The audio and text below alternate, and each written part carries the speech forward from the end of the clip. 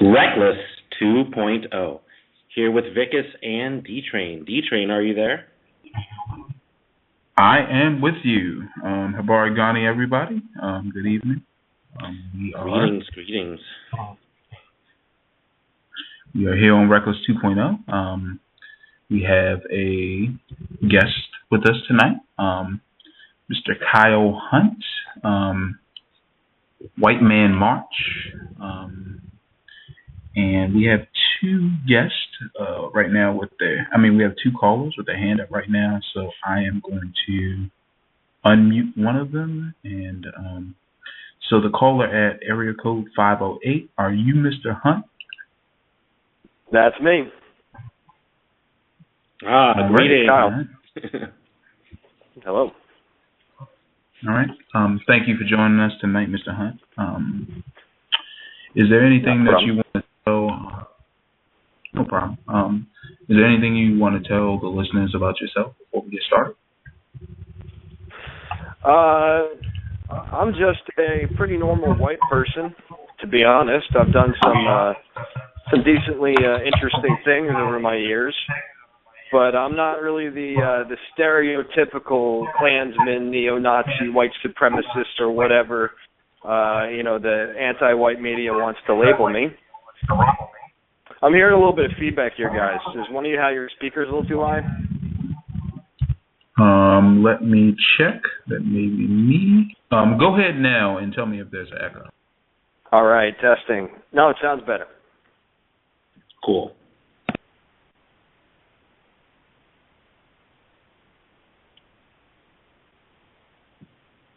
Hello? All right. Yeah.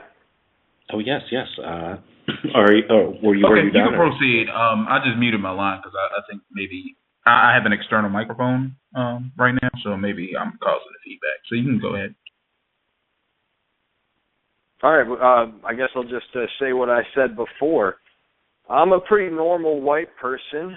I tend to think that I've done some extraordinary things in my days, which have not been too many. But I've dealt with a whole lot of topics in my days in the alternative media, a lot of controversial ones, and advocating for white people has certainly been the most controversial and the one that has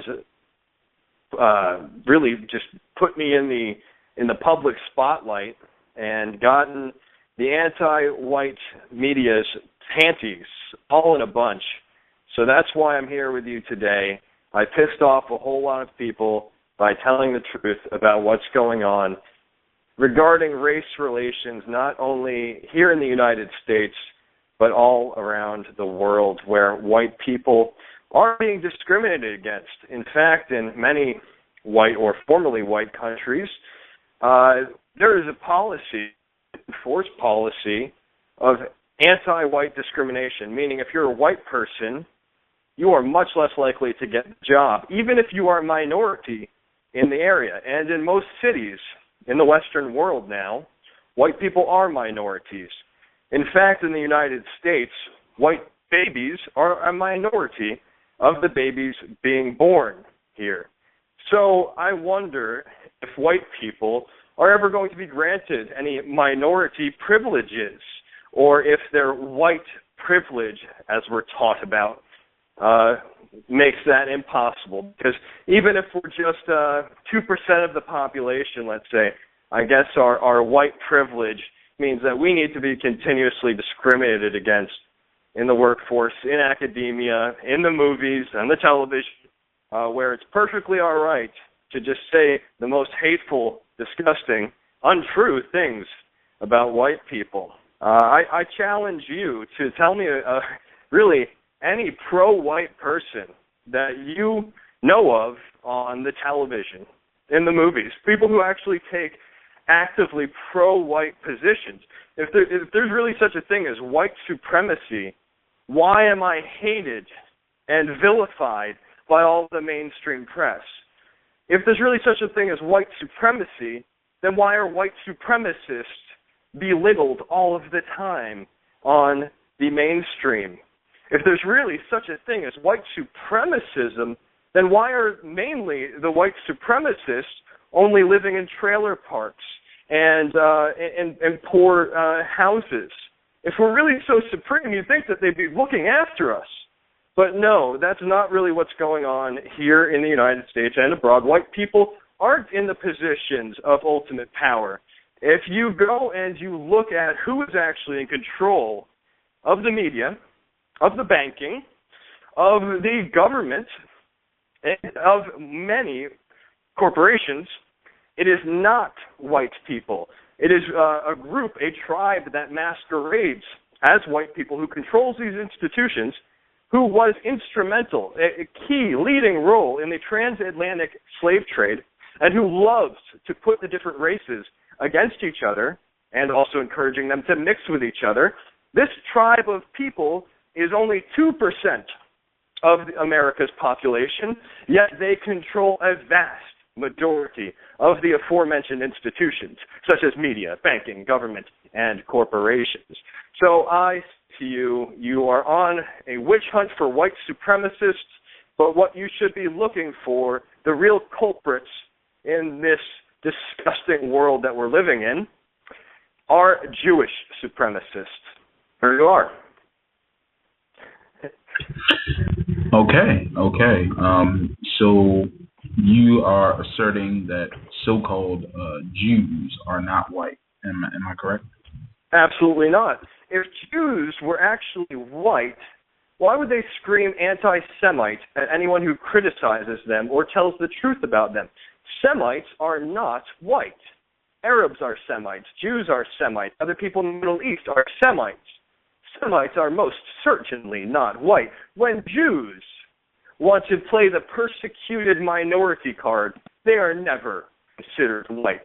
If Jews were actually white, then why would the colored folk of the NAACP have allowed them to be their leading agents, their founders, and their controllers for the vast majority of that organization's history? If Jews were actually white, then why would they always be taking anti-white positions? I can give you quote after quote of Jews advocating for white genocide.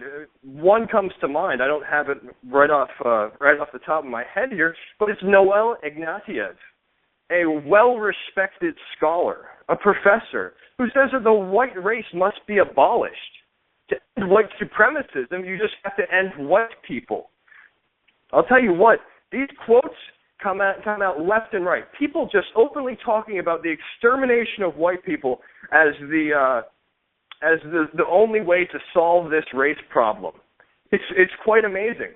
You know, you have Jamie Foxx on television, on Saturday Night Live, a fantastic show put on by Lorne Michaels. Jamie Foxx on Saturday Night Live promoting Django Unchained. And in Django Unchained, he plays a slave who is oppressed by the evil white man. And he goes on Saturday Night Live and he tells this joke. He says, I kill all the white people in the movie. How great is that? The audience laughs and applauds. And this is perfectly acceptable in our society today. But I'll tell you what, if I was to go on TV, make a joke about killing all the black people in the movie, how great is that? Well, that would be a problem now, wouldn't it?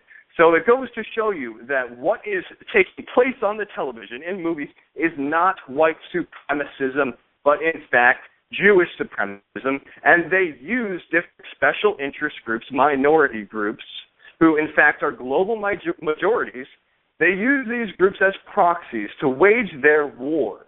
And the reason that they hate white people so much is that they've been kicked out of white countries, European countries that they're now flooding with Arabs and Africans. They were kicked out hundreds of times, sometimes multiple times from the same country. And this is why they have waged this eternal war and are doing everything they can to make sure that the white race is blended and bred out of existence. Okay. And just based off of your introduction, this question may be a little redundant, but I do make it a point to ask all my guests this question. And you already said you're a white male, so I don't have to, reassert that. But So right now, currently, this show takes the position that we are under a global system of white supremacy, and I am going to say the definition, and then I guess you can say whether that definition may be accurate for so-called Jewish people, Jewish supremacists, as you label them, and you know we can just chat around that. But my definition for white supremacy is as follows: a global system of people classify themselves as white who attempt to dominate and subjugate all people who they classify as not white. Do you believe that definition is accurate? And if you have a definition for racism or white supremacy, which I consider synonymous, do you have your own definition? Well, I think that definition is inaccurate. White people, if they stand up against the forces that seek their destruction, if they want to just live amongst their own, not even have a whole country as a homeland, but in the United States, we're not even allowed to have a little community as our own little homeland. Any other group is allowed to do this. They're allowed to organize and advocate for their interests. You can have Chinese pride, brown pride, Mexican pride. You can have black pride. You can have gay pride. You can have transgender pride. You can have any other kind of pride, but white pride. So anybody that stands up and actually says, I like being white, I want my future generations to be white, and I think white people deserve a homeland. Because, well, Africans have Africa as a full homeland. That's a huge continent. Asians have Asia. Well, that's a whole lot of land, and they got a whole lot of people. Indians have India. There are places for every single different group. But white people are forced to accept this diversity. And if they don't, they're called white supremacists. And I say to you, there are a whole lot more racists and supremacists within the black race than I've ever seen in the white race. But I rarely ever hear people talking about the black racists and the black supremacists who actively go out and attack people based upon the color of their skin. The sad state of affairs in the United States now is such that 39 times more likely that interracial violence will be black on white than white on black.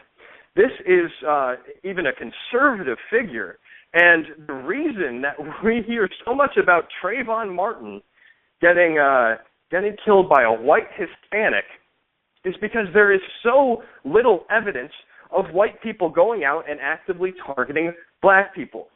Of course, Zimmerman was not even white. They invented the term white Hispanic pretty much for this story.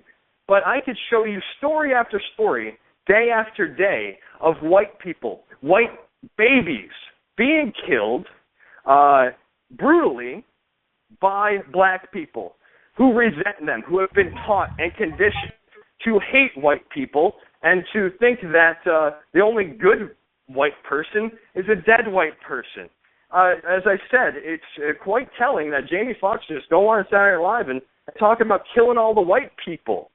You don't ever hear white people, even white supremacists, saying anything even close to that. And it goes to show you that we're living under a system that is completely anti-white. It is not a white supremacist system. If it was a white supremacist global system, then white people wouldn't make up less than 8% of the globe's population. They wouldn't be giving all of their money to foreign countries, to Africa, to dig wells for them, to send it all over to Asia. They wouldn't be encouraging race mixing in every single one of their countries. They wouldn't be giving billions of dollars to immigrants to come to their land and take their jobs. If there was really white supremacy, you would know it. Because we'd be dominating, as we can, and as we have in the past. White supremacy is a real thing. No, don't get me wrong. Whites do reign supreme on many different factors. For example, inventions. Vast majority of all inventions that you use today come from white people. Literature, art, white people. Yeah, of course you got African studies and all the rest of the cultural Marxism. in all the institutions to make students think that white people have never done anything of value. All they've ever gone around and done is oppressed people, oppressed the poor minorities, and have caused trouble for everyone. They're the root of all of the different problems in the world. So that's why getting rid of white people is a great thing. But I'll tell you what, if you got rid of white people, it would be an absolute disaster. We're the glue that has held the world together for quite some time. Who ended the practice of slavery? White people actively went out and advocated for it, fought for it. And do you know that white people themselves were actually enslaved many, many times, and right here in America as well? If there was a system of white supremacy, wouldn't we know about that? Wouldn't I have been taught about my Irish relatives who were enslaved right here in America? Wouldn't we have been taught about the 1,000 white babies that were forced to be handed over to the Ottoman Turks? These were known as the Janissaries. 1,000 white babies every single year that would grow up to be their elite guard. What do we know about the Slavs who were enslaved? And this is where we get the word Slav from. What do we know about the Slavs who were overrun, raped, pillaged, and marauded by the Huns, by the Mongols, the Magyars, and other Asiatics, and the Jewish Khazars? Wouldn't we know the history of white enslavement? Let's talk about the Barbary pirates of northern Africa. These were Arabs who kidnapped Europeans at the same time that the transatlantic slave trade was going on and forced white women into harems and other white people into complete and utter chattel slavery.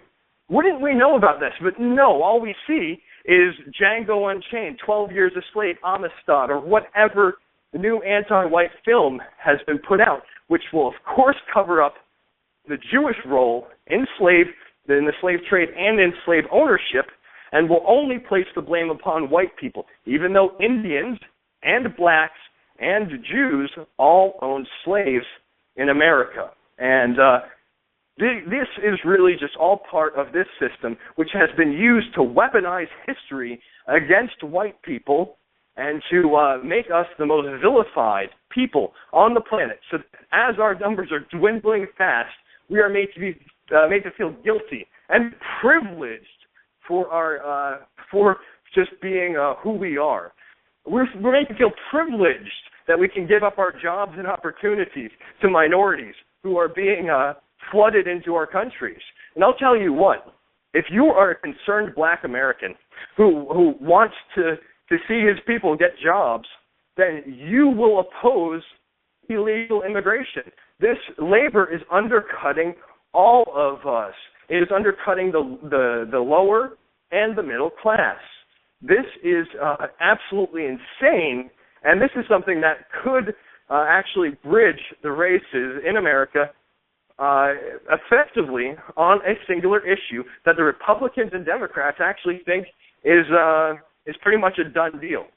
You think about that. The Republicans and the Democrats both agree we've got to give amnesty to tens and tens of millions of Mexicans and encourage more to come over.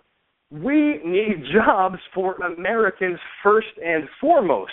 This is complete ridiculousness and goes again to show you that these politicians who might look white certainly are not serving white interests or even American interests.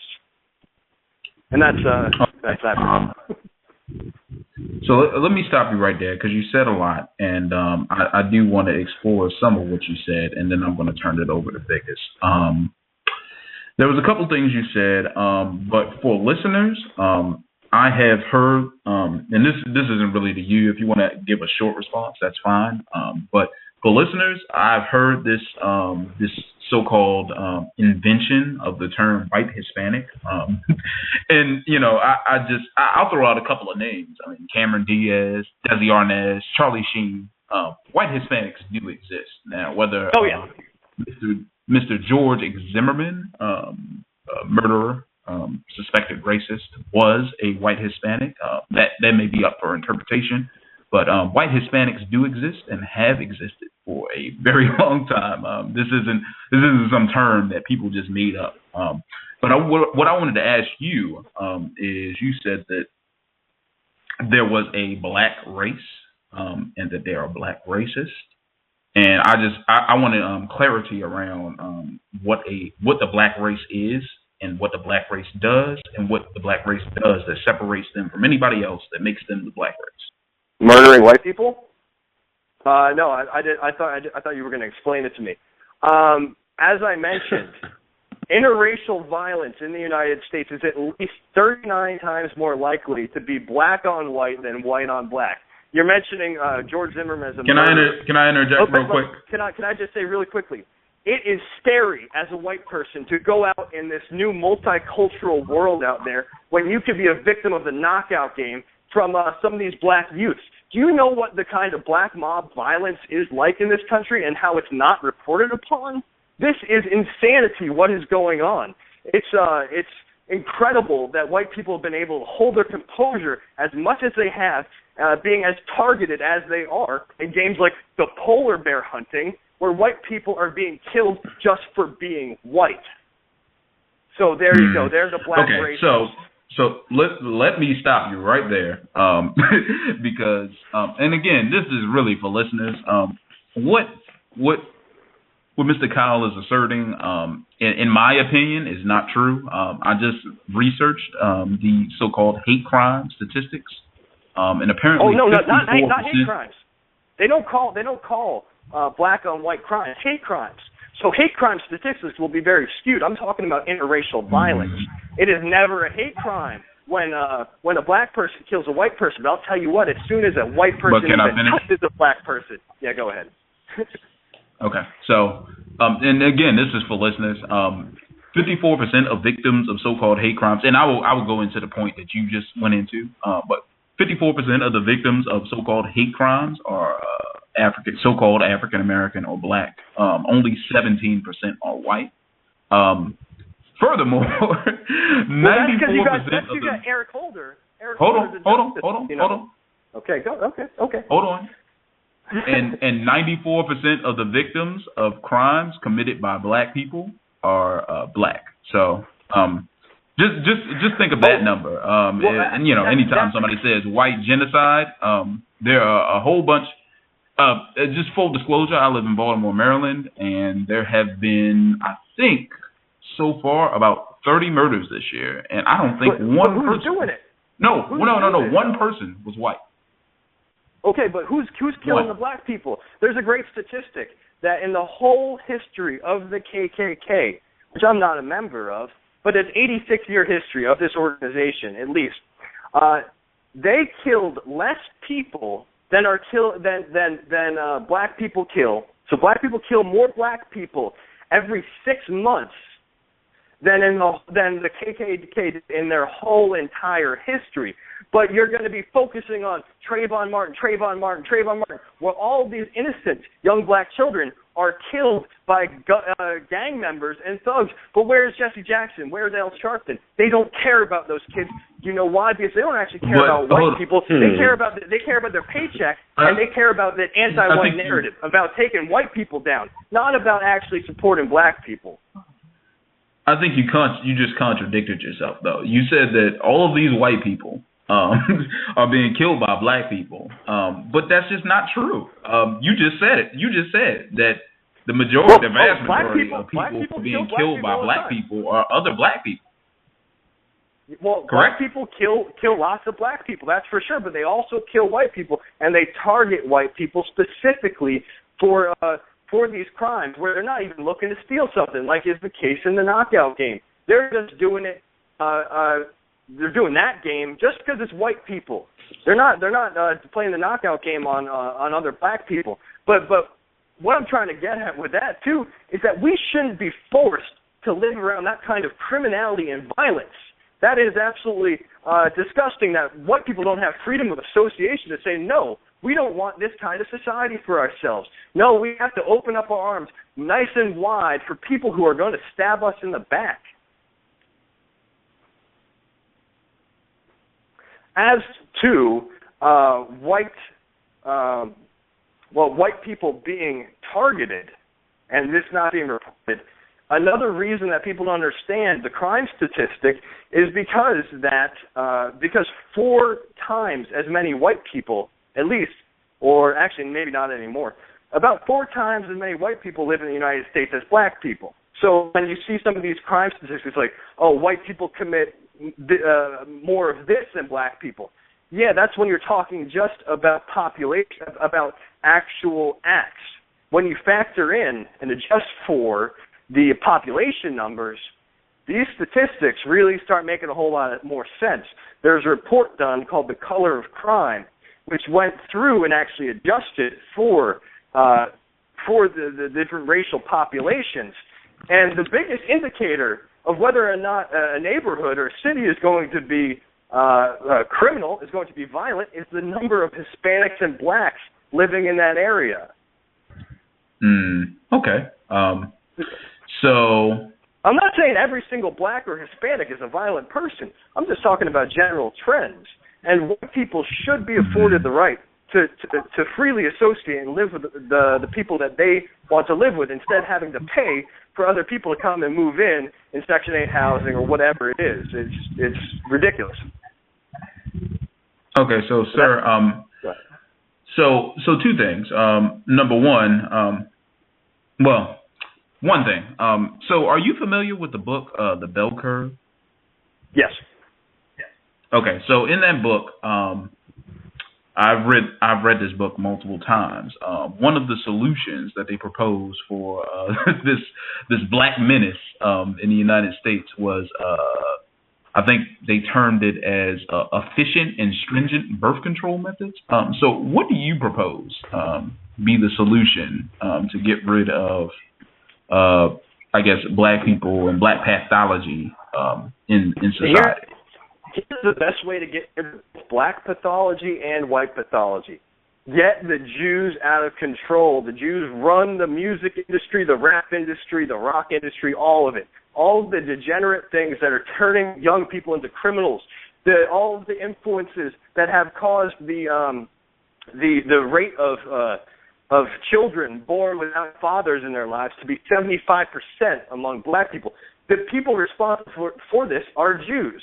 Okay? And what is going to happen to a young child that does not have a strong father figure in its life, which is 3/4 of all the black babies born in this country? They're going to grow up to be thugs. They're going to grow up to basically run all over women, treat them poorly, and you know, as bitches and hoes and tricks and all the rest. It's all really due to Jewish control over the government and media.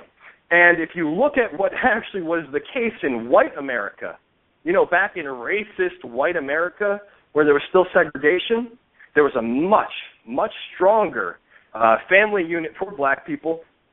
They were more gainfully employed. They seemed to be happier on the whole, and they were much less violent. So I think that separation for those who seek it should be allowed.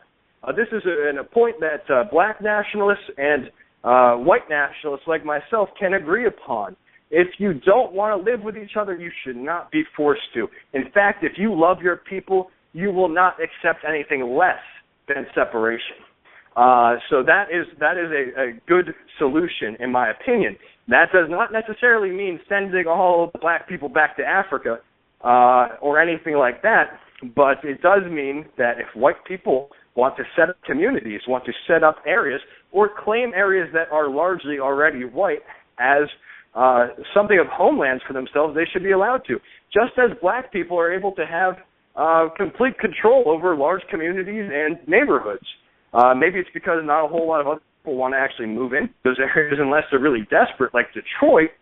But, you know, I do think that we'd be much better off if we could take care of our own people, and also if we had a government that was run by our people, and for black people, that'd be black people, white people, that'd be white people, not Jews. Although, if you look at history, it seems that, or at least recent history, it seems that the black people in Detroit didn't do a very good job of running that city. In fact, it went from a first world city that was absolutely amazing, incredible architecture, to now it's in ruins.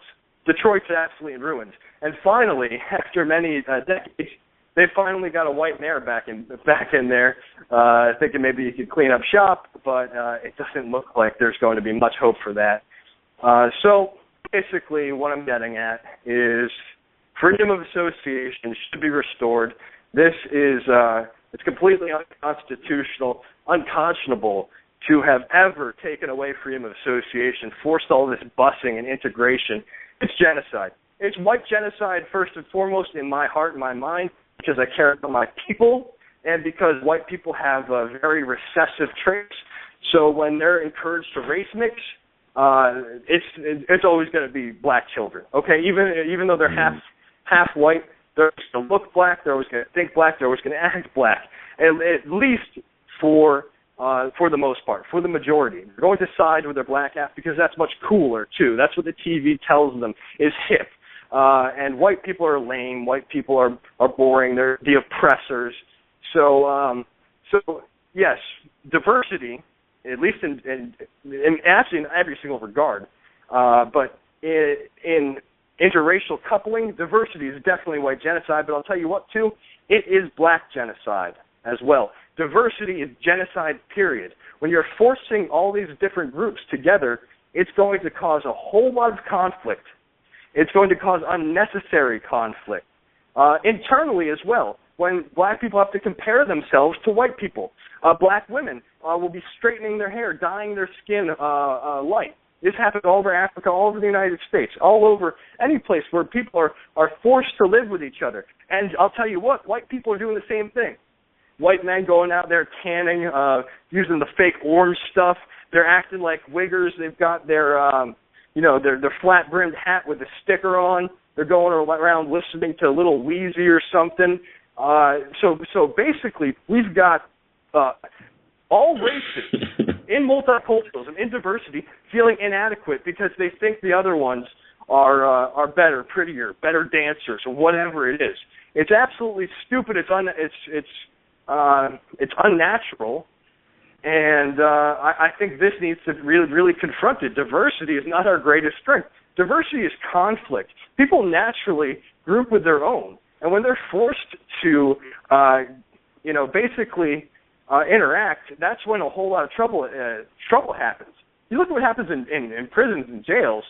People naturally gravitate towards their own. If they don't, they might get shanked and just get completely killed. So at least it's a survival strategy in prison. But it's what's natural. It is what nature has ordained. Nature or God or the Creator or whatever you will caused us to be these different races. And we're throwing it away so quickly without even a thought, throwing away thousands and thousands and tens of thousands of years of genetic ancestry, of our heritage, and just throwing it away like a losing lottery ticket. That's what's going on. And in all of these white countries, and well, pretty much formerly white countries, this is the norm. This is the way things are going. They say they want to create a coffee-colored, which is kind of inaccurate because coffee is black. A black man that interviewed brought that up to me. But they want to create a coffee-colored humanity in all of these countries, and only white countries.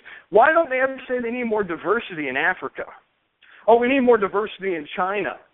We need more diversity in Panama. We need more diversity wherever. Name the place. It's only in countries that were at least formally controlled by white people. Mr. Hunt, can I just cut you off right here? Just want to jump in. Yes, sir. Thank you for letting me talk so much. I like to talk. Yeah, buckets and buckets of words. Excuse me. But I just would like to ask you, you say diversity, why aren't they going around saying, why isn't there diversity in all of these not quote-unquote non-white countries? What do you mean by diversity? What's your definition of diversity? What is diversity? Well, I put diversity in quotes. With those banners, I put it in quotes because they're not talking about real diversity. If you want to talk about real diversity, at least in terms of race, the white race has it hands down.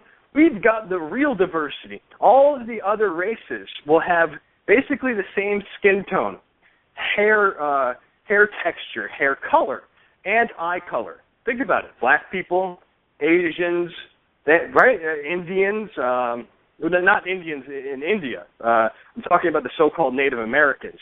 They're all pretty similar.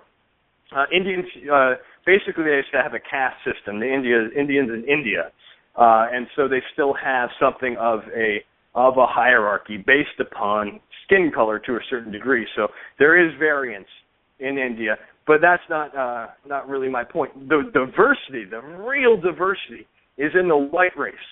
We have green eyes, blue eyes, brown eyes, gray eyes, hazel eyes. We've got straight hair, curly hair, wavy hair. We've got blonde hair, brown hair, red hair, and all sorts of other different combinations. We've got different skin tones. We've got freckles sometimes. We've got different heights, different body builds.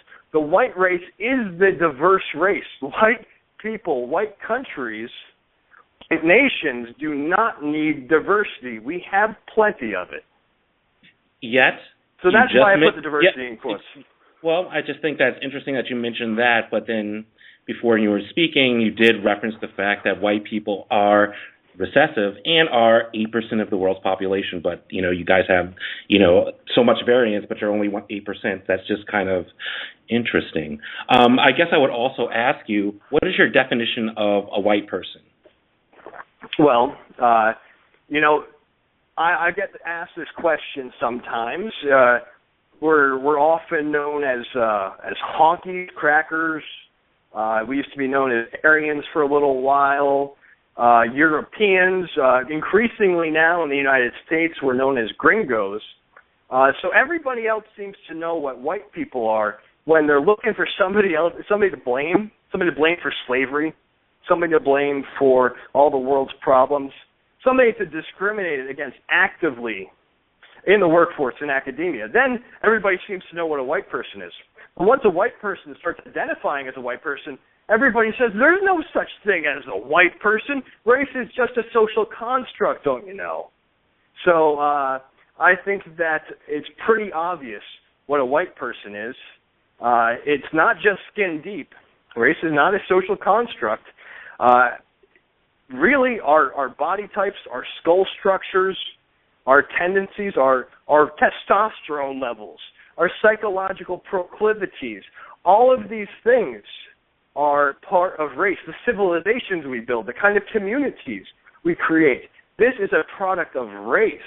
And it's completely erroneous when people go around and say that race is just a social construct. We're more alike than we are different. Yes, we are all a human species, okay? But we are not all the same subspecies. If we think about dogs, wolves and chihuahuas are the same species, but they're different subspecies. They're different breeds. And they could possibly mate together. It'd be ridiculous, and I wouldn't want to see what a wolf chihuahua or a wolf wawa would look like. But the point is that if we were to actually enforce this diversity upon dogs, let's say we were to put 10 different dogs in a kennel for, let's say, 50 years. You come back later, 10 different breeds of dogs in a kennel for 50 years. You come back later. Is there still going to be that great diversity? Will those breeds still exist? No, of course not. They will have humped all of each other and created a bunch of mongrels. So that's what is being encouraged in our societies today, is really just the destruction of real diversity. They don't want to take all of the different races and just mix them together in this big old melting pot and see what we come up with. And this diversity agenda, and that's why I put it in quotes, this diversity agenda is a complete attack on real diversity. I just want to point out for the listeners that Mr. Hunt didn't answer a question. No biggie. We kind of what was the question? The question was, what is your definition of a white person? Not, that it's obvious, what's obvious to other people. What's your definition of a white person?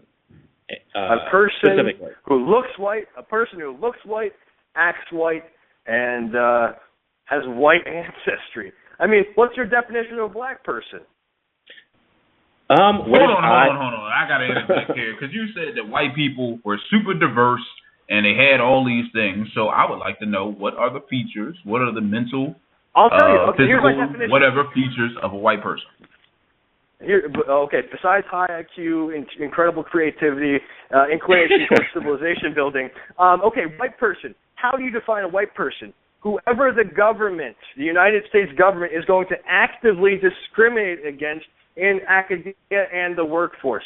This is public policy, okay? So they know who a white person is. Why don't you go ask them? Because they seem to know exactly what a white person is. It's somebody that needs to be held accountable, somebody that needs to have their privilege checked, somebody that needs to be held back a little bit because, we got to let other people get ahead.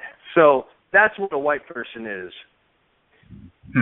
So it seems you just said that race wasn't a social construct, but now you're saying that white people are a social construction by the United States government. I would like to ask you, who are most of the people who are running the United States government? Are they? A lot of them are Jews. Do you know about the dual citizens? I'll tell you what, if we had even just dual citizen Irish, there'd be a huge uproar. Oh, my God, there's an Irish infiltration. Dual citizen Germans, oh, my God, the Nazis have taken over.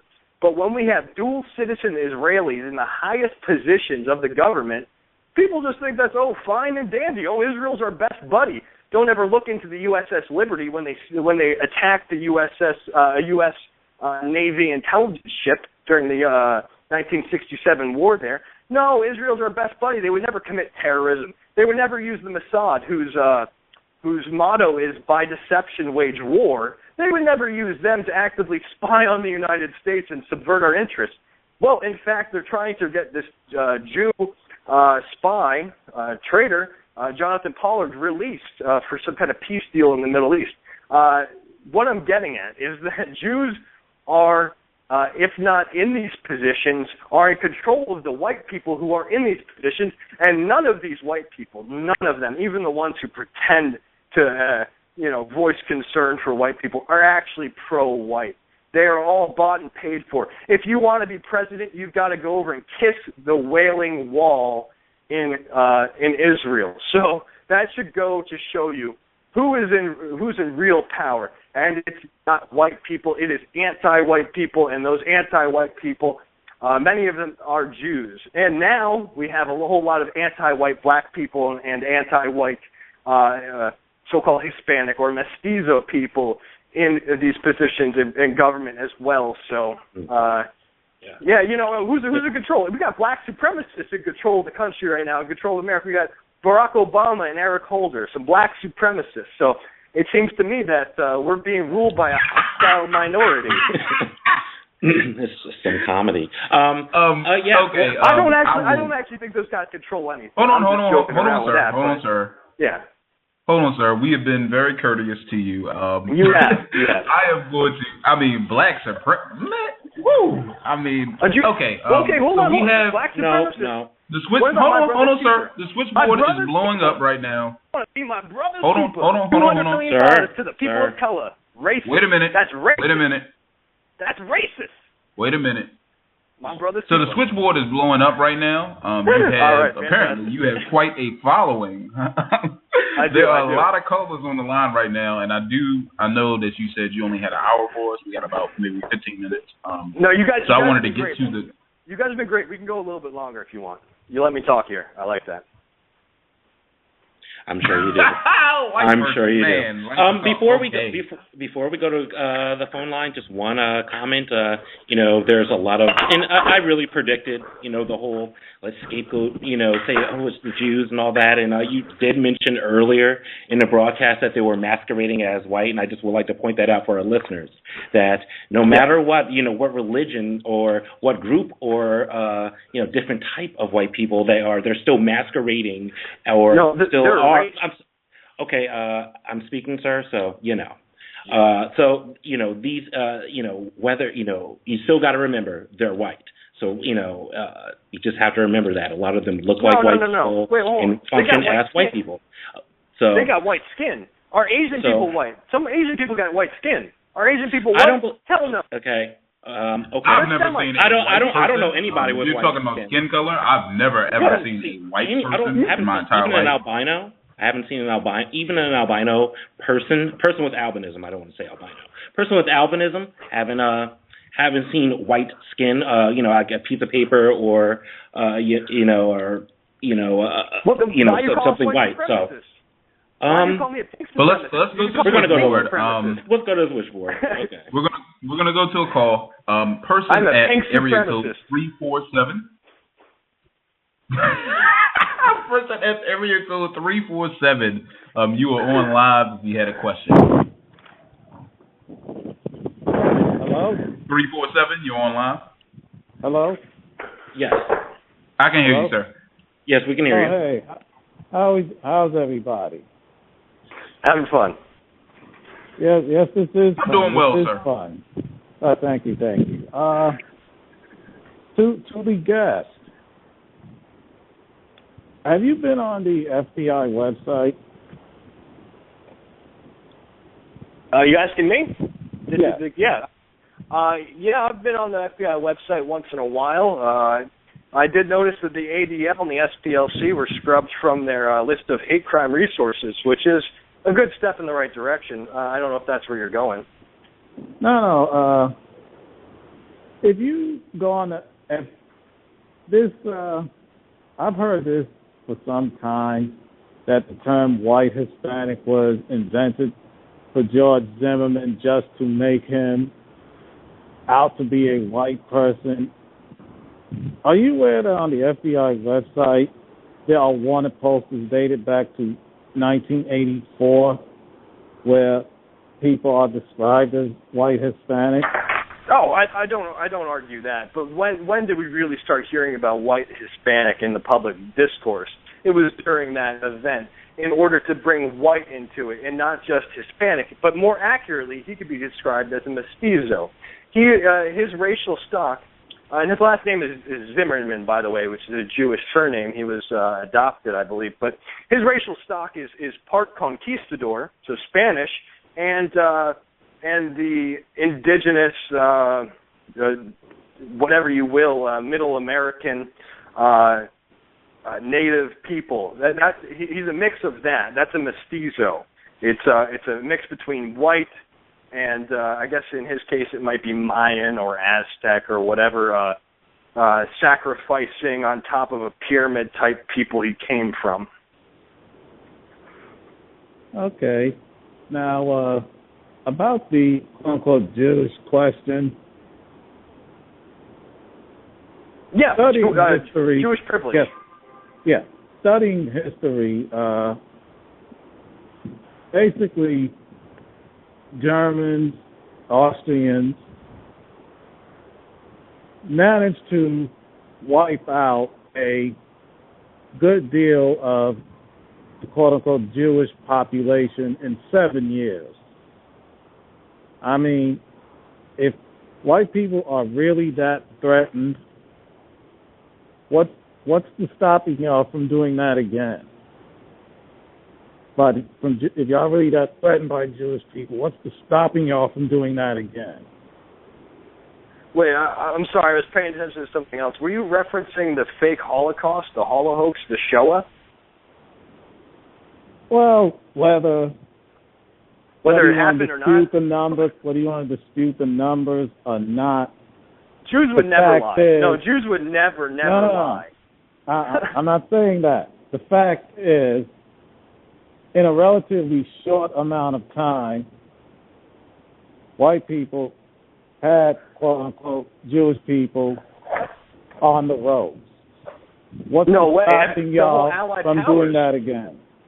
The Benai British, the Yiddish, the Yiddish British, and the American Jews were in complete control of the Allied powers, and it wasn't a huge threat to Jewish existence, even if a small amount of them were killed in concentration camps or died in them. This was not an existential threat whatsoever. The Allied powers were completely Jewish-controlled. I don't know if you know about the Balfour Declaration, the promise of Israel. I know about all of that. Yeah. So okay, why couldn't we do it again? Well, I don't want to. I don't want to. Say 6 million more. Have Holocaust 2.0. This is silly. This is the way that they want us to react. The way they want us to behave. And I just want them out of positions of power in our lands. They are 2% of the population in America, yet control a vast majority of the media, banking, government, and corporations. What's going on here? Is it just Jewish privilege? Is it Jewish supremacism? I think so. I think that we'd all be a whole lot better off if we just did not allow them to take such positions of power and control our minds for so damn long. Because as it currently stands, people have been brainwashed by them for many generations now, and you're seeing the sorry state of affairs that has resulted from this. And increasingly, people are starting to gain or regain control of their minds, are starting to think and act in a more sane fashion, and Jews are being called into a question. That's why they're getting desperate, and that's why they're staging things like this white supremacist going and shooting up a Jewish community center, and oops, it's right before Passover. He only kills 3 Gentiles, no Jews. Okay, the whole thing it stinks. I don't know if you know about this, Glenn Miller. You see a photo of this guy getting. I know about him. This guy's getting taken away by the police. One of the policemen's got his hand in his pockets, okay, while he's taking away a guy who was just an active shooter. You think he'd be a little more concerned than to have one of his hands in his pocket. And, of course, as I said before, the Jews would never lie. Jew media would never lie. And they had a police line already set up in the foreground. A police line set up in the foreground. They set the police line before even going and apprehending this active shooter who was shooting up Oy vey, a community center. It's just all so contrived, in my opinion. We need to always feel so sympathetic towards the Jews. We got to ignore every single white person who is victimized and brutalized in this country, and it only matters when one of the poor minorities is in trouble. It's just, it's sickening to me, and I'm just thinking majority rights, that's all. I would like to point out. First question, if y'all don't mind. Yes, go ahead. We got a bunch of callers, but yeah, go ahead. No problem. When Asheru was on, I asked him this, and I'm going to ask you, sir. Is the white farmer in danger? Do you believe the white farmer is in danger? Is an endangered species in South Africa? Oh yeah, they're being targeted heavily, and it's not just the white farmer; it's all white people down there. They have active discrimination, otherwise known as affirmative action. They have affirmative action for the majority in South Africa, meaning the black people will get all sorts of preference over white people now in a black-ruled government. That's just crazy. They've got affirmative action for the majority in South Africa. About 70,000, more than 70,000. This is a very conservative estimate. 70,000 white people have been killed in South Africa since apartheid ended. It's a genocide. You look it up on genocidewatch.org. There is a genocide, a level 6 genocide taking place in South Africa right now, and this is the kind of black racism. This is what happens when black racism is not checked. 7,000 people is killed is a bad thing, but when you average it, that's 350 a year. I don't 70,000. 70. 70,000.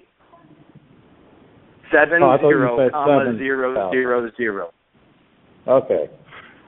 Someone else can speak. All right, thanks for the call, man. Mr. M1, did he answer all of your questions to your satisfaction? I believe he was being I believe you're speaking in circles, but what do you expect? Let someone else speak. All right. Thank you, sir. I will mute you and bring you back on if you got it. Well, I'll bring you back on in a little bit.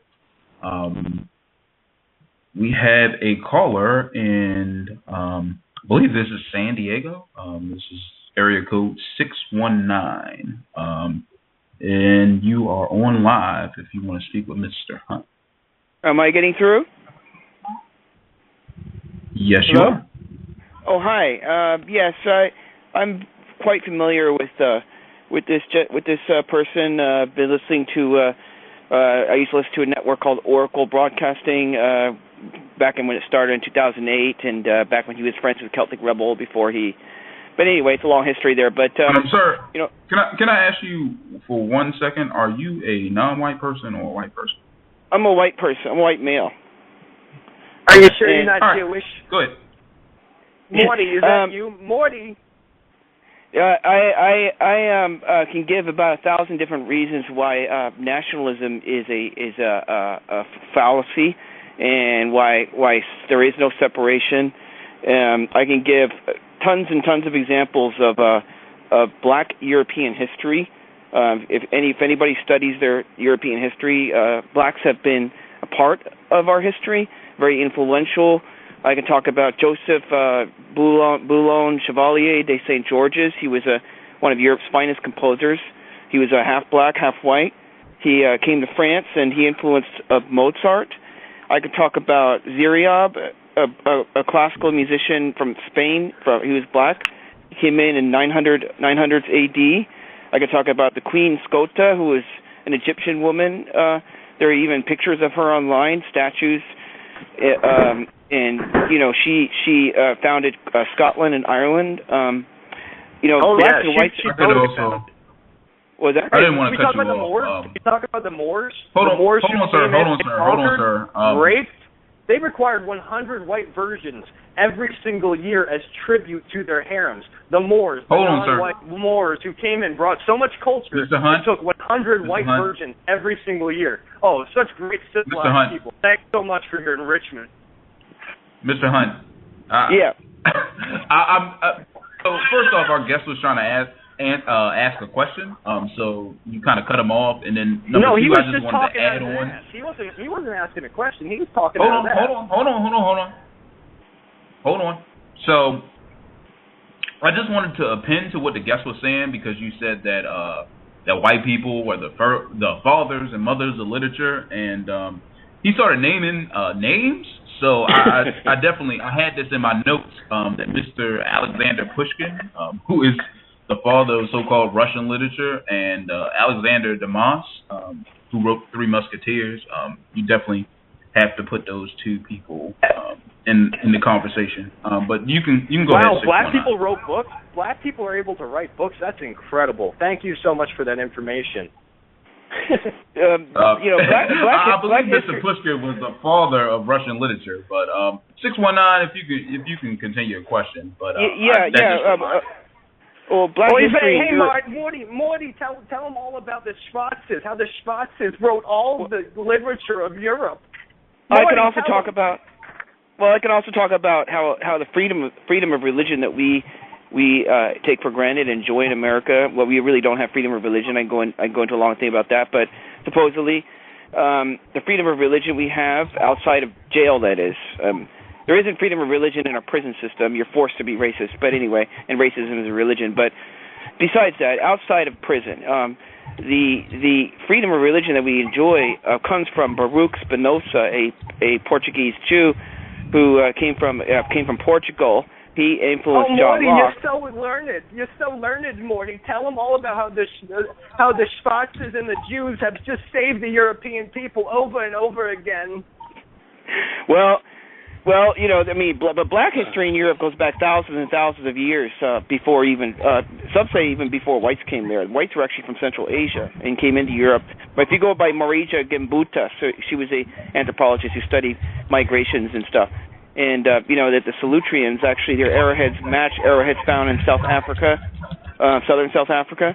So, you know, it's the history of black Europeans goes back thousands and thousands of years. So this idea of a, what's that? 617. I'm sorry, I didn't want to cut you off. Do you actually have a question? We have a whole bunch of people that are. No. That's all. I don't told you have he didn't have a question. Morty didn't have a question. I told you that. Next so caller. I appreciate that you called in. But can I get to people who have questions, and then I can get back to you in a couple of minutes? Is that acceptable? Yeah. I'm gonna get going. Okay. All right. Thank you. Okay, thank you for your time. I just want to get to the people that have questions, and we can get the comments later. So feel free to call in a little later if you wish. Okay. Thank you, sir. Thank you. Bye-bye. All right, we have a caller at 678.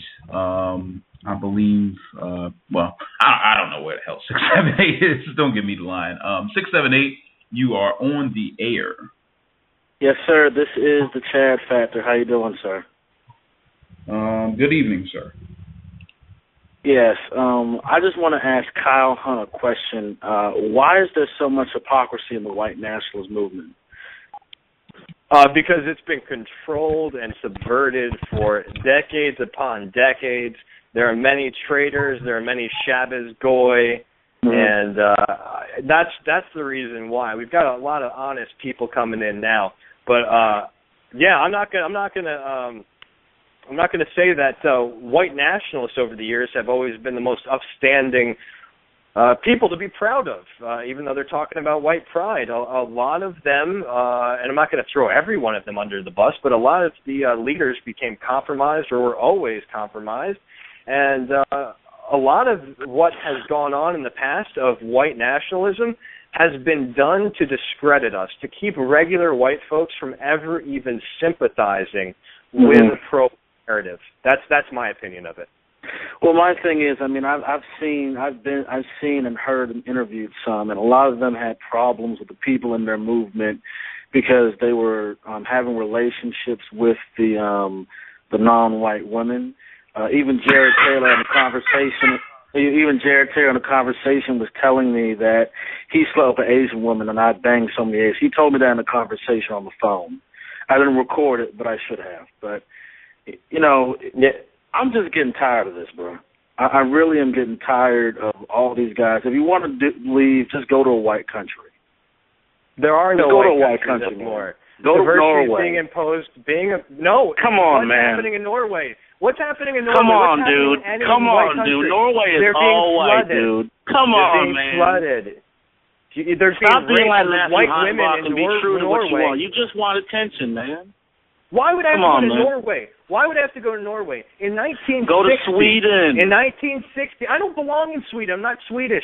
My family was in America. Canada. Most of my family. A lot of that, my family was in America since the 1600s, actually fighting, dying, and bleeding for this country, working for it. And black people died here too, man. We can live together. Okay, but that doesn't mean we gotta flood ourselves. Let me interject because flood ourselves. The United States did not exist as a country. Black people would be much better off if we didn't enforce mass immigration. It's insanity. It's destroying white people and it's destroying black people too. It's crazy. It's insane that we're white people can just leave and go to a white country. No, we can't. I can't afford to do that. They don't want us in either. They'll take in. Then suck it up and live here. Stop BSing, man. But they won't just take suck in it up and live Africans. here. They don't take South Africans. Do you know that? They'll take in a refugee. There's white towns in South Africa. They have all white towns in South Africa, my dude. Come on, man. They have one or two. They have one or two. Guys, don't make me mute both of you. I don't want to mute both of you. But why don't you go back to Africa, Chad? Go back to Africa if you don't like the white races so much. We're still majority, Chad. Go back to Africa. All I'm saying is this is getting to the point where this conversation is not constructive. Okay. Okay, Detroit, you can mute me, man. I am. You're a little choppy. D-Train. Chad said that he was done, so I'm going to bring back Mr. Hunt. Mr. Hunt, are you still with us? Yeah, he was just getting me worked up there. Go back to Europe. I mean, honestly, that's pretty ridiculous to say. That's a La Raza talking point there, and I think about going back to Europe if there were actually white countries there. Most European Western cities are actually overrun. Whites are minority in those cities, and there are no-go zones for them. Look what's happening in France. Well, I just had a quick question. I know we're in the process of the callers, but just curious. What are your thoughts on Australia, the history of Australia, and how white people are treated there and behaving there? They're behaving pretty well there. The Aborigines still cause a whole lot of problem. They're being flooded as well. Many of the people who were sent to Australia were sent there by the English. A lot of Irish went there. They were sent there as a prison colony, and oftentimes what their offenses would be maybe stealing a loaf of bread, or they'd be political prisoners. I mean, I think we learned this in social studies. I think we know that. I mean, what are your thoughts on how things are right now? And it sucks in all white countries. It used to be great. Now it all sucks. That's the state of affairs. What problems are the Aborigines causing for white people there? Oh no, the main problem right now is the boat people. Do you know about the boat people? Just hordes and hordes of people who want to go be oppressed in white countries. Oh, they hate white people because they're so oppressive that they want to flood into white countries. If you don't like us white racists so much, why do you want to be around us so much? I would like to point out, and I'm pointing this out specifically because you referenced Mr. Ignatieff, white male, I think admitted racist. A Jew. He is a Jew. But anyway, he wrote a book on that was entitled "How the Irish Became White." In the book, white with the British.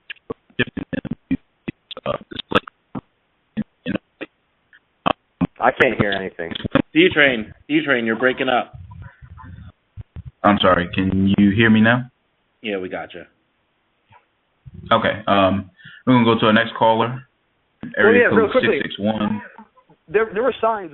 White Irish need not apply. Why don't we have movies about this? About how Irish were discriminated upon because we're living in an anti-white.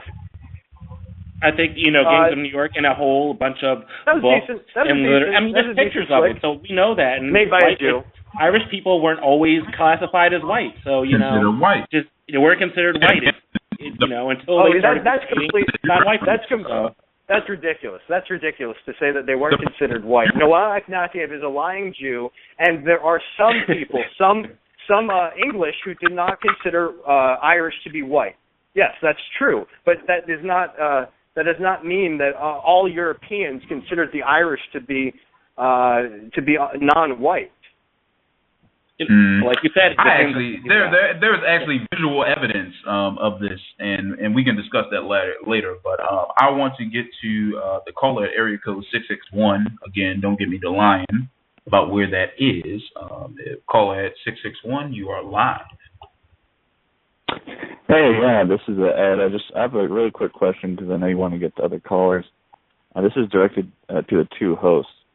How come it's okay to have Asian pride, to have Mexican pride, to have African pride, every sort of pride except white pride? That's my simple question for you. My answer is, well, first of all, I think that's an interesting question because you just named a bunch of nationalities. I just think that was interesting, but you said, but white pride, but white is not a country? Just wanted to point that out. White is a nation. You look up the definition of nation. A nation is comprised of a people, a kinship group. A nation is not a country. And so Asians can have Asian pride. They're not talking about Chinese pride, okay? You said Mexicans, but, mestizos can have pride. It's not about the white Mexicans. They're not talking about the white Mexicans, the ones or the black ones. No, they're talking about mestizo pride. Pretty much, they're talking about beaner pride. That's what they're talking about. La Raza. It means the race. La Raza means the race. Okay, they're racist. La Raza. It's comprised of illegal invaders who are allowed to openly go around and parade around in the United States and not have any fear of repercussion because it's a complete anti-white system. The Reconquista. Okay, so 661 has dropped off of the call, but since he asked me a question, I will attempt to answer it. And I think he said, why is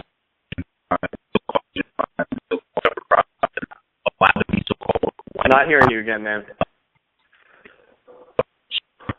Am I back? A little bit. But yeah, black pride, Asian pride, brown pride, yellow pride, okay, so, no white pride. So you're breaking up a little bit, D-Train. I will actually attempt to call in from my cell phone. It seems like I'm having some issues. So I will attempt to call in from my cell phone and unmute myself to answer this question. But until then, we will go to you sounding okay right now. We're good. You're good now. Yeah, you might want to just get that in and go to the caller.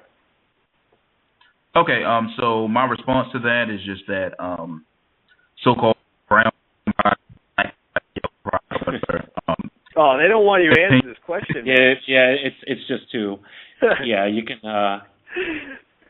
Okay. Yeah, you can just go to caller and then call in. That's not an Obama phone, is it? I hear in my chat. I'm looking at the chat over here. It might be an Obama phone. You can't use the Obama phone for these shows. Mm-hmm. I'm just area code 631. You are on the air.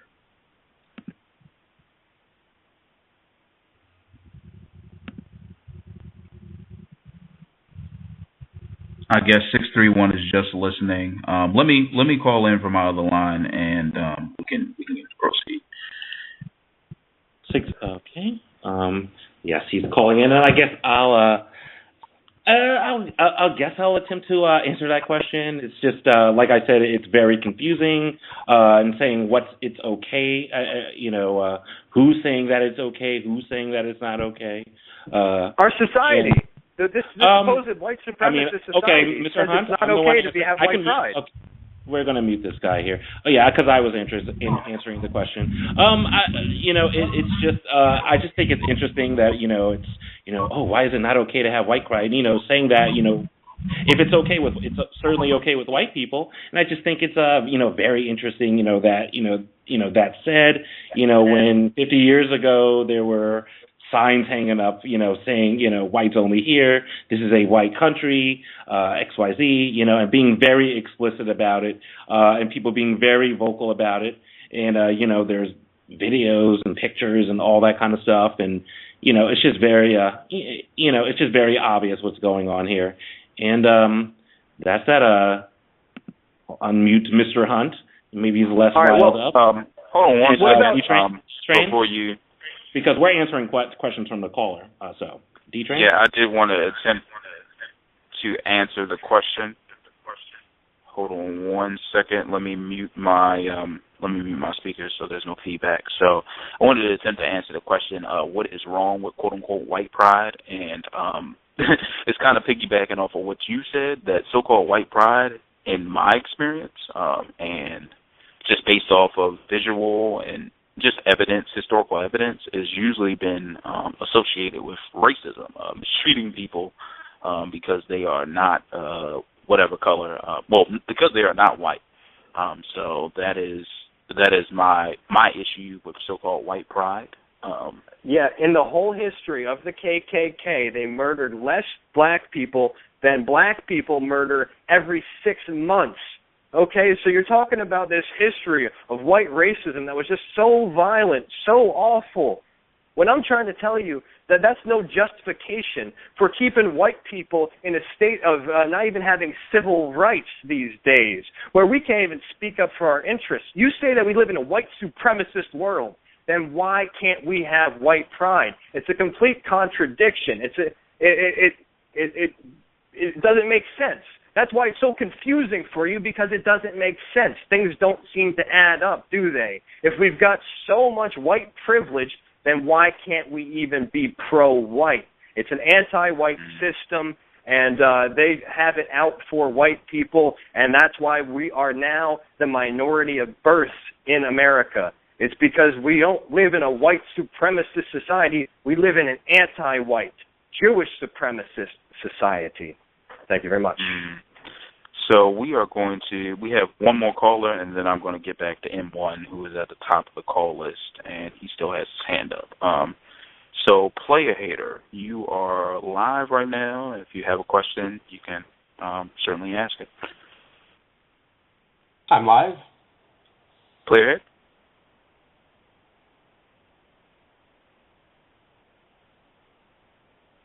Hello? Yes, sir, you're live. Player Hater, are you there? Guess he's just listening. I guess Player Hater is just listening. Which is fine. And before you go back to him, to M1, I just had a quick question, just to get it in there. Mr. Hunt, what are your thoughts? You were on the Jesse Lee Peterson program, and I guess I would ask you, how was that experience, and what are your thoughts on Mr. Peterson, his program, and people's thoughts of Mr. Peterson? I thought he was a very good host. He let me talk. I actually think you guys have been pretty good. You've let me get a lot of words in here, so I do appreciate that.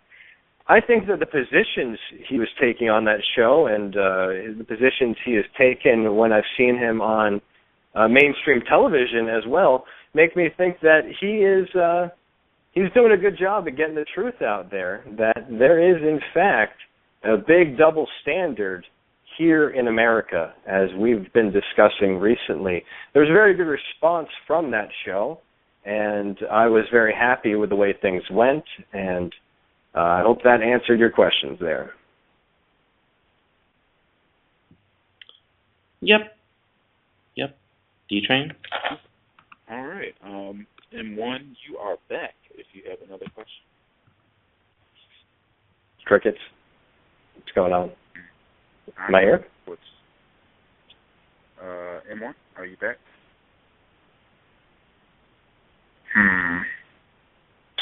My switchboard is going a little crazy right now. Seems like he might be back now.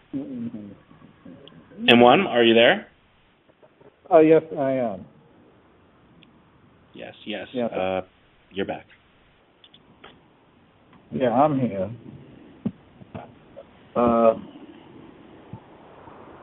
About you stated 77,000 people. You say on the question of the white farmers, 77,000 have been killed since the end of the No, that's apartheid. incorrect. Not all of them are farmers. That might only account for about 8,000 or so. 70,000 white South African people since the end of apartheid. Oh, and you know what also happened since the end of apartheid? South Africa became the rape capital of the world. And number 2 is Sweden, because they have a whole bunch of non-white immigrants from the Middle East and Africa. It's great. Diversity is our greatest strength. It gets the white women raped, and it gets a whole lot more violence in our communities. Diversity really is our greatest strength. Interesting. When you watch CNN, they say India is the rape capital of the world. Oh, you're going to believe the Jewish CNN. Okay, there you go. I don't watch CNN. I don't watch any TV. I don't have TV. It's poison. But if you feel, you say whites are discriminated against in all levels, including sports, how do you explain what happened in the Olympics with weaker, lesser scoring, inferior Ashley Wagner getting I didn't watch the Olympics. There was a Japanese skater who scored higher than her. Can we not talk about the Olympics? Actually, here, can I tell you something? You know what's really interesting about racial differences? In the sprinting events, the top 10 sprinters will almost always be hands down black. Okay, black people, you got that one on lockdown at the highest levels. The top 10 weightlifters will almost always be white. You look at the world's strongest man competition. We have differences, and we have different strengths. And that's just the point I was getting to there. I don't really care about the Olympics.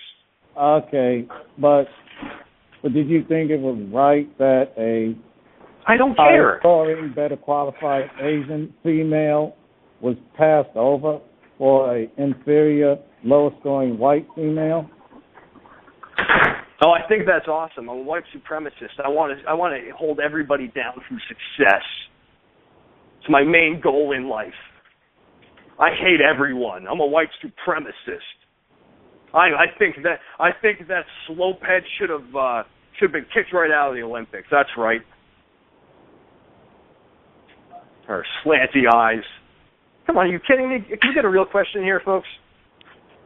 Okay. We're going to come right back to you. I got a message from another caller who says that they have some questions. We'll get right back to you. We're going to leave your line open now. Raz Heru, you are on the air right now. Can I be heard? Yes, sir. Yes, sir.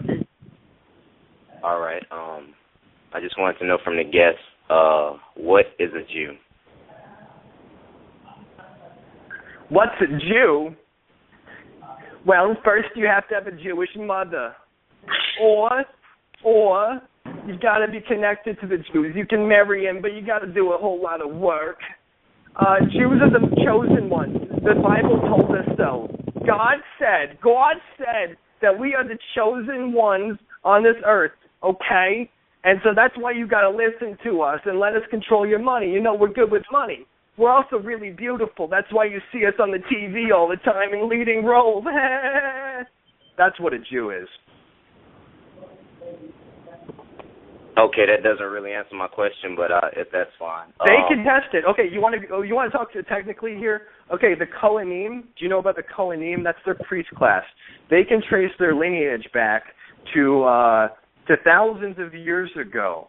And yes, there are some other additions, some other different racial mixes that have come into the overall larger Jewish people. But I'll tell you what, if you want to talk about real racists, people who do consider themselves supreme, who want to enslave people, then it's the high-ranking Jews. And you look at what happens in Israel, they don't even care just if you're a Jew. If you're a black Jew from Africa, you're getting the boot. You're not allowed in Israel. But why are you always attacking white supremacists, white normal people here in the United States who just love their people and want to protect their people and ensure that their children have a safe future? And you don't say the damn jack anything about the Jewish supremacists who are in control of the institutions you think are set up against you.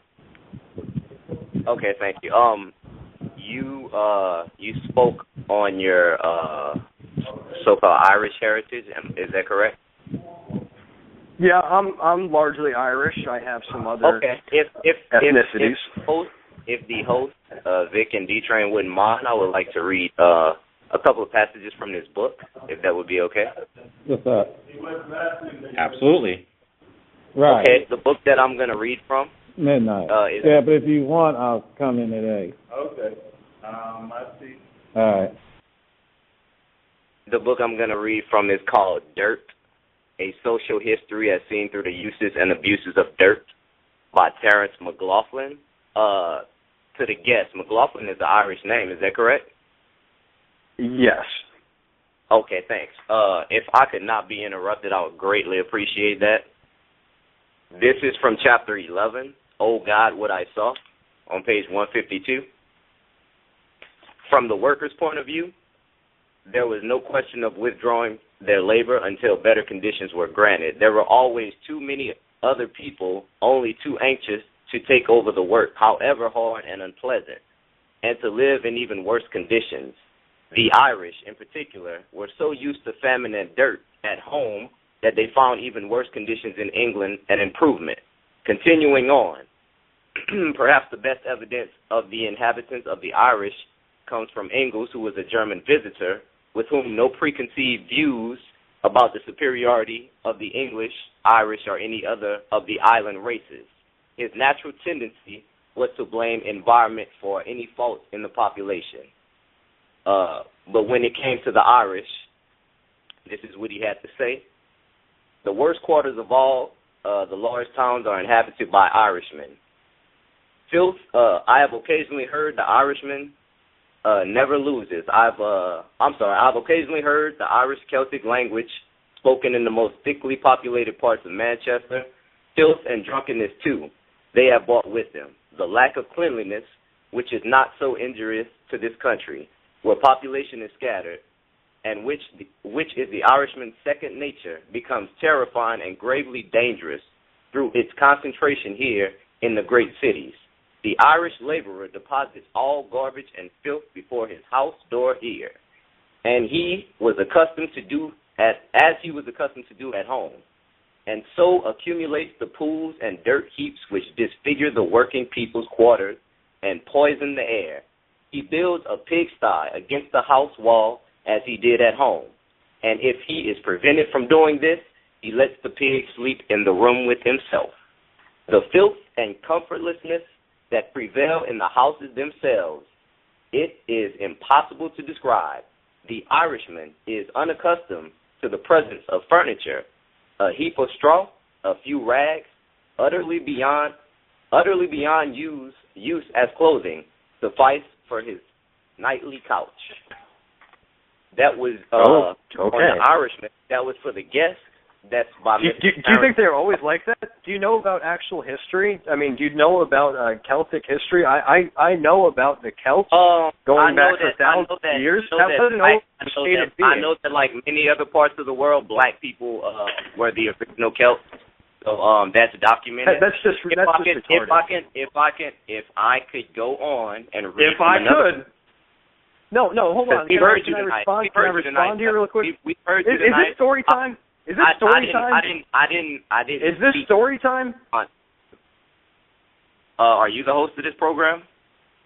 I'm just asking a question. I've been spending time here, spending my time getting nothing in return.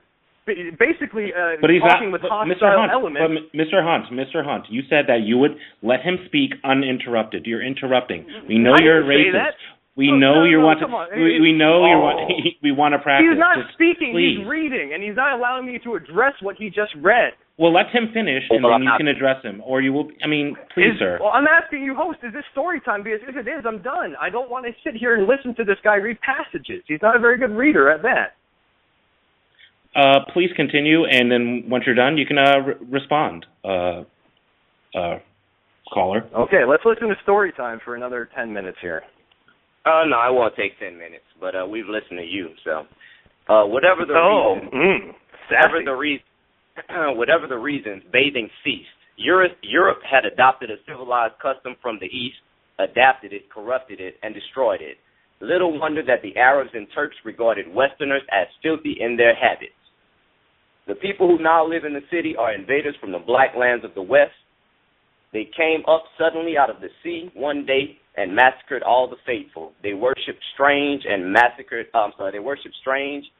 incomprehensible things and speak in an obscure, barbarous language. I'm sure you understand me pretty clearly. They eat evil-smelling, putrescent things such as rotten cheese and game, which they hang up. They never wash, for at their birth, ugly men in black garments pour water over their heads, and this ablution, accompanied by strange gestures, frees them from all obligation of washing for the rest of their lives. That they might not be tempted by water, they at once destroyed the hammams. What the hell is the point? Where the hell is this guy going? What is this story time about, guys? This is retarded. Yellow liquid with foam on top, which they call drink, but which is either fermented urine or something worse. And this is from Terrence McLaughlin, an Irish person. And do you want me to talk about what African conditions are like? What the people in Africa do? They live in mud huts. Let's talk about how mud huts are no better than a beaver dam. Great accomplishment. Okay, can we stop this bullshit? And their women, my son, are the abominations of calamity. Like the men, they do not wash, but they whiten their faces with slaked lime and powdered eggshells. They do not wear linen or drawers to protect them from the dust of the road, so that their presence is pestilential, and the fire of hell will never clean them. Now, I would just like your response, because we heard about all the greatness of black people. Black people today are using jankum. Okay, what's your response? I'll tell you what my response is. The Irish have been brutalized by Jews for quite some time. Actually, it's when the Jews came back to power, were allowed back in by Oliver Cromwell in England. Look it up. That's when the English then went and took the Irish and sold them into slavery in the Americas and in Barbados and in other different places. The Irish were enslaved. Yes. Why don't we hear about this? Is it because we have Europe, sir? This is before what you're talking about, sir. Moving on. I'm done, guys. Good evening. Oh, okay. That was the most retarded call I've ever heard. Let's talk about jankum. Let's talk about what black people do in Africa today. As I've said, one of your great architectural achievements. This guy might have us thinking that blacks built Europe, built all those civilizations. What is the record of Africa? And Egypt doesn't count. That was white. I assure you, until it fell. Oh no! When Egypt hold on. Now you just asked. Story time, and now you're telling stories. I mean, come on, man. I mean, and it's not just Egypt. I mean, just all around. I mean, until fairly recently, white people dominated the Mediterranean. It is ridiculous to think that wouldn't be a white civilization. Other than Northern Africa, what kind of record is anywhere in Africa? What about all the sub-Saharan Africans? They've been building mud huts for thousands of years.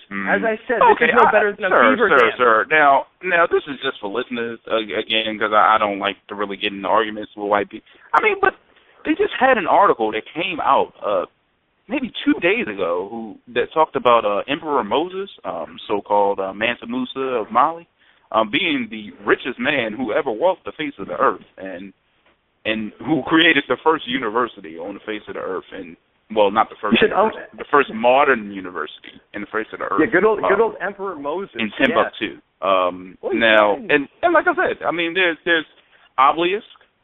If anybody's familiar with the so-called Washington Monument, the huge penis in the sky. White people stole all of black people's inventions over the years. That's why. Average IQ is so much higher. But many people do. That's African studies these days. Okay, I got to mute you right there because I never said that. I just gave a couple examples. Obelisk, if you're familiar with the Washington Monument, the huge penis or clan hood in the sky that people describe it as.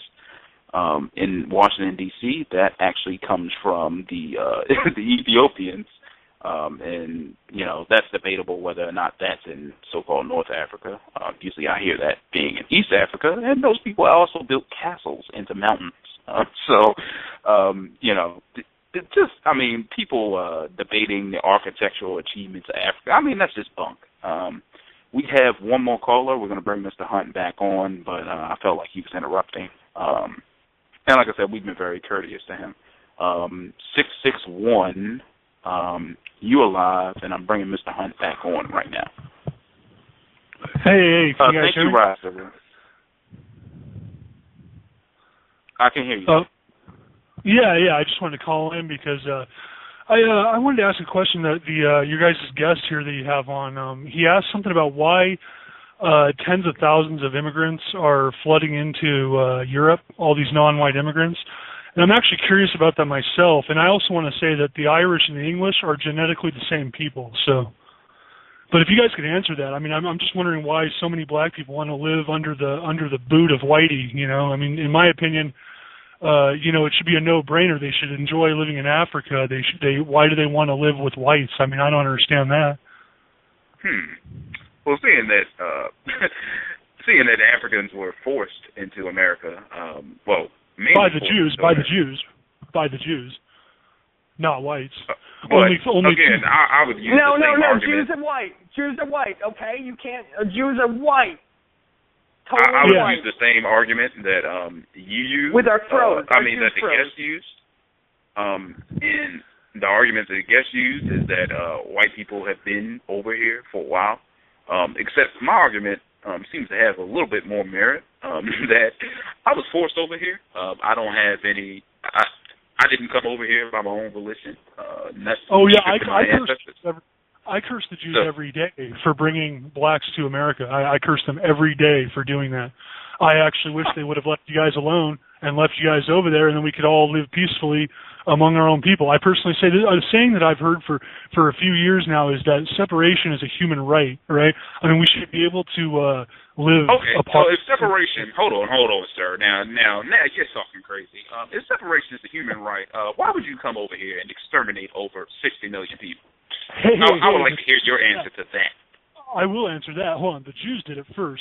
The Jews killed 100 million whites during the Russian, during communism, all over Russia. Hold on, no. Communism, the Russian Revolution, all of that is in the 1900s. I'm talking 1400s. You came over here, white people, and exterminated over 60 million people. That's what I want to hear about. Hey, black guy, you killed a white baby today. I saw it on the news. You, black guy, killed a white baby today. You're claiming that we as white sir. people all right. If you're not going to answer the question, I'm going to have to use you. You're saying you're responsible. You killed the Indians. You enslaved blacks. We didn't do jack shit. You're trying to blame us for things that our ancestors allegedly did, and that's completely bogus. Allegedly? We don't apply that standard to you. Allegedly? No, sir. No. All right, you're done because you're telling fairy tales right now. You talk about separation of races and all this. Well, white people came over here and exterminated over 60 million people, and that is a historical fact. And that's just in North America. In South America, they may amalgamate it with them and created a new species of a new group of confused non-white people who still are subjugated to white people. I'm just not really interested in hearing white people's bunk about how white people were just innocent sheep and they just want to be left alone. I mean, that's all bullshit. I mean, let's be honest. Yeah, but we gotta remember these people are racist, so they have to practice racism. It's part of it. Because we're talking about. I heard the question: would a Jew lie? Well, would a white person lie? That's a question, and I'm not going to answer. Just would a white person lie? Okay, we have more callers. Area code 519. You are on. Well, hold on one second. Seems my internet is acting a little crazy again. Let me see if I can unmute him. I got him. 519, your line is open. Do you have any questions? 519. Area code 519. Hey, how's it going, guys? Oh, yes, we can hear you.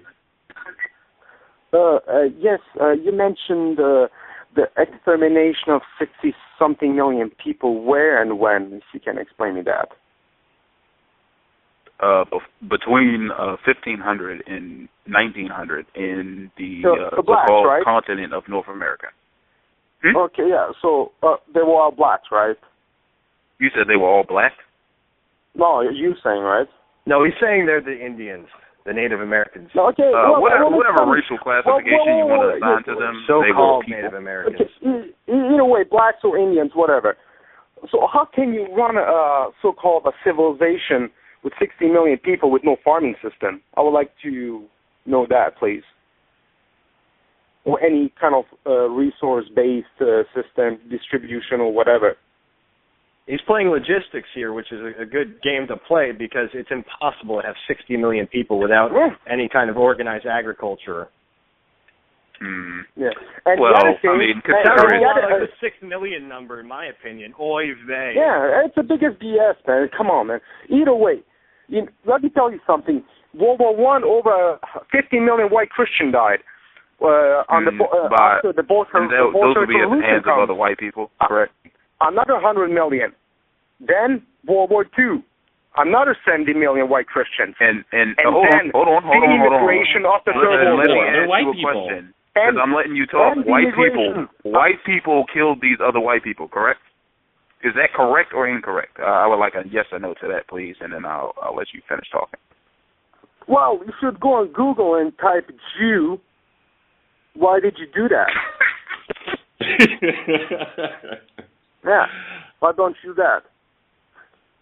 Okay, so you are saying that the people who were responsible for World War I were not white, and the people who killed white people in World War I were not white. Is that what you're asserting? Okay, Trotsky. Okay, Trotsky, is he white or is he a Jew? Lenin, is he black or white or a Jew? You said Vladimir Lenin? No, Trotsky. Yeah, Vladimir Lenin, yeah. Trotsky, Vladimir Lenin? I believe he was German, actually. Lenin was German, correct? Lenin might not have been a Jew. He's one of the very few of the Bolshevik Revolution who might not have been a Jew. The majority they were all Jews. Were Jews, and they were very much a minority in Russia. But either way, after World War II, the cost of lives was 70 million, and the destruction of Nazi Germany, and the destruction and the pillage and the rape of Nazi Germany. Just let you remember. Then, 2 years later, third world immigration into white countries. Why? It's funny, it's such a systematic plan. Everything goes in order for the Jews when it comes to, let's say, kick the white man to the head. Yeah, that's what it is. Sir, did you have a question, or did you just want to... no, I would like to thank Kyle Hunt from Renegade for his hard work, and appreciate taking my call. Hell yeah, thanks. Just out of curiosity, are you an American? No, I'm not American. I'm Croatian. You said you're from where? I do live in Canada now. Croatia. Oh, Croatia? I'm Croatian. Yeah, I do live in Canada. Okay, and so you're Central European and you live in Canada, correct? Pretty much, yeah. Okay, thank you for your call, sir. Thank you. RenegadeBroadcasting.com. That's where they can find me. Thanks for that caller. Yeah, definitely plug your website. WhiteManMarch.com. Hell yeah. Yes. We appreciate you spending time with us. Right now we have 8 minutes left in the program. Still have a couple of people with their hand up, and I'll just ask them if they were good because they previously had their hand up.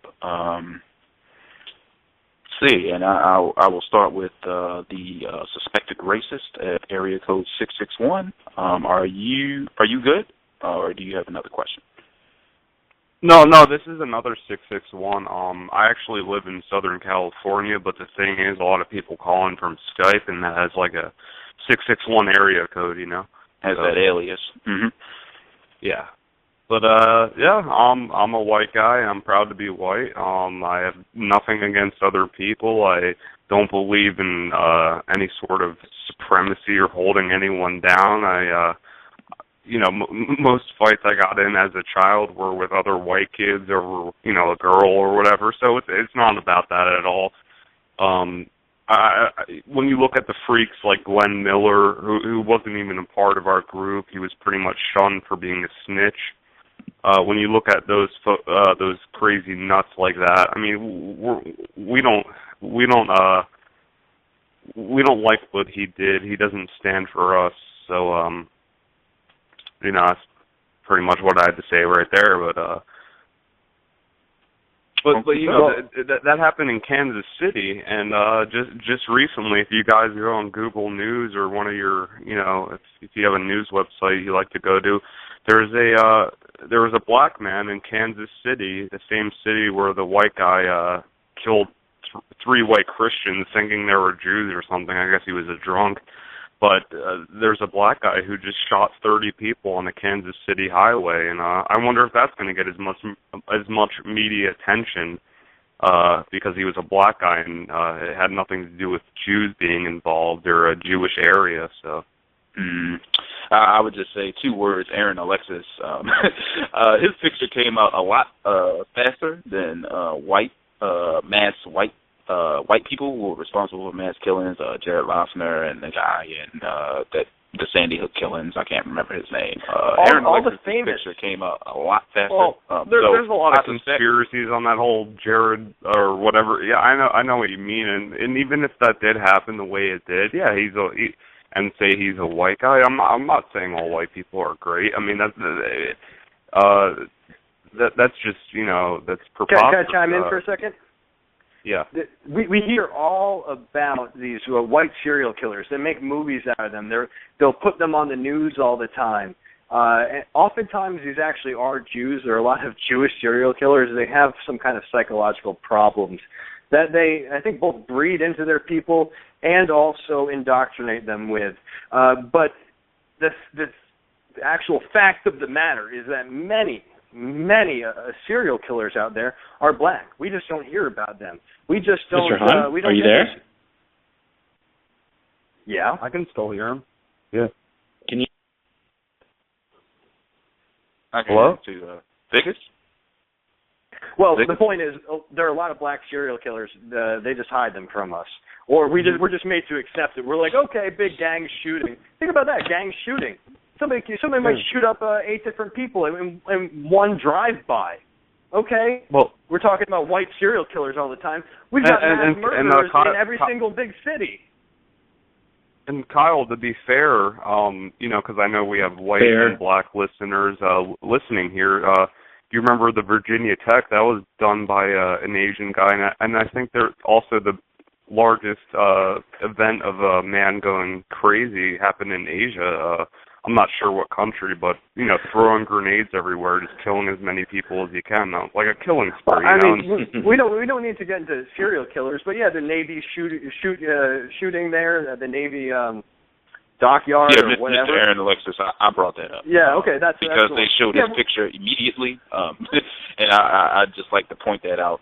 That and what anytime a black person commits a crime, they show their picture immediately. Okay. What about the news stories where they're called youths when it's a group of black teenagers going wild, as we call it sometimes, chimping out because they're jumping all over the place and destroying things and going wild and yelling and killing and raping and torturing, whatever it is.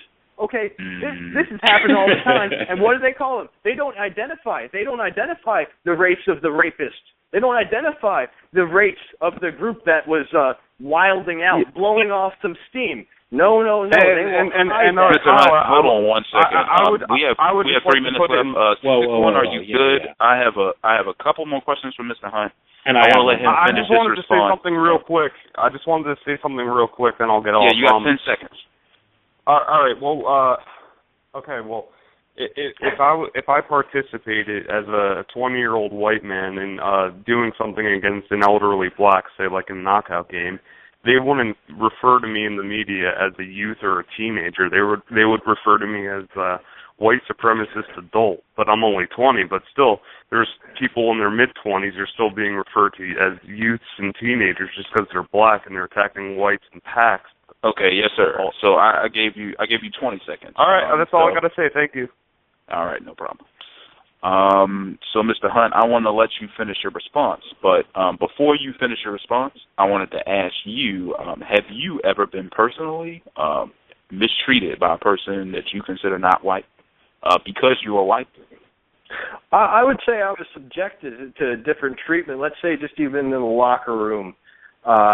Because I was white, I'd say that I have been discriminated against in many different ways and just haven't been able to say anything about it. And really, if I was living in just an all-white society, these kinds of things would not be happening. And really, there is a huge double standard. People can pick on whitey all day long, but as soon as a poor minority, otherwise known as a global majority, gets their feelings hurt, it's a big, huge news story. We're not even allowed to hurt anybody's feelings as white people while our people are being raped at incredible rates. On average, 36,000 white women are raped by black men every single year. How many white men are raping black women in that year? Less than 10 on average. So that's the stats for you. 36,000 or so rapes by black men on white women each year. And how many by the evil, awful, racist white men on black women? Almost none. I mean, that should go to tell you. What's going on? The fondling father of the United States, Mr. Thomas Jefferson, has a whole progeny from raping a black woman. So I mean, that's just ridiculous. That is ridiculous. That's a whole lot of facts. That is ridiculous. That's a whole lot of ridiculous. Again, we have 1 minute left. I think Vic had one more question. And sir, you're welcome to come back to discuss if need be. But we do have 1 minute. So.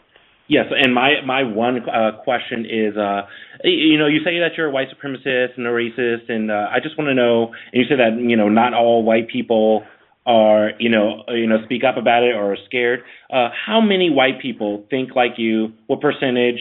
And how many white people are aware of what's happening to white people and are proud of being white? Way more than you would like. Percentage? Can you give me a percentage? No. Is it all of them? A growing number. How about that? Would you say this is a plurality or majority of white Not people? yet. Not yet. But yeah, they think some of these things. They just are afraid to say it. The silent majority, folks. It's the silent majority. All right, Mr. Hunt. All right.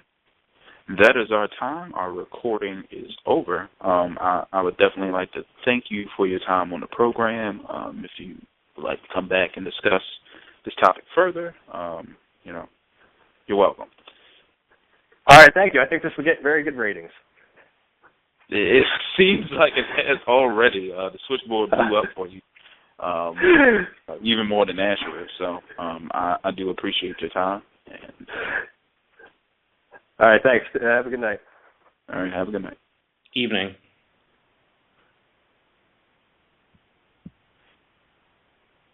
Oh, D-Train, are you there? I am here, and I'm shell shocked. I mean, well, I don't know. This program, I thought it was constructive. These guys said a lot of words. I mean, but buckets of words. And we got a sound clip where he's like, "Oh, I'm white, and you just let me talk a lot," and I like that. Like, so I think that's even a success in itself.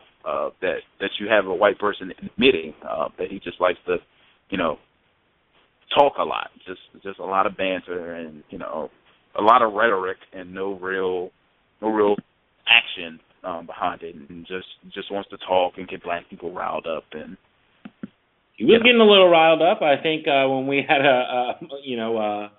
our caller definitely got him riled up. Oh, this is story time. Oh, I can't hear it. Just hearing disparaging things about people that he's considering white, but weren't considered white when in the text. He just couldn't just couldn't take it. It was just very typical. You can. Did we want to open up M1 and Razay Rue? They are both still on the line. Sure, we can. We wanted to chat for a little bit. We'll get player hater. We'll just open up the lines, let people jump in. Hello. Right. Can I be heard? You are here, player hater. We also have 832. We have Razay Rue, and we have M1. If you guys are on the line. Oh, hey, it's just me, but I'm going to mute myself for a few moments, okay? Yes, sir. I'll call Thanks back. for listening. All right. I'm still here, but like I said, I'm just going to mute myself.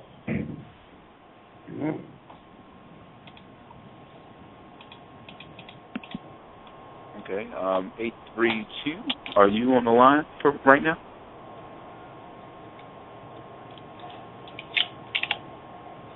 All right, I will mute you back. Razay Rue, are you on the line right now? Yeah, I'm. There's somebody.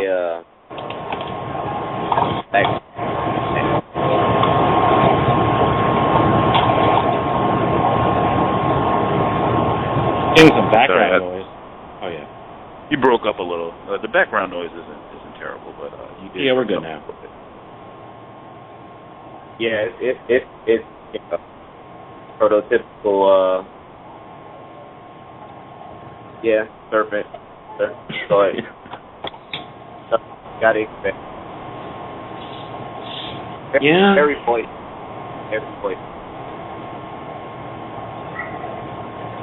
It's so up.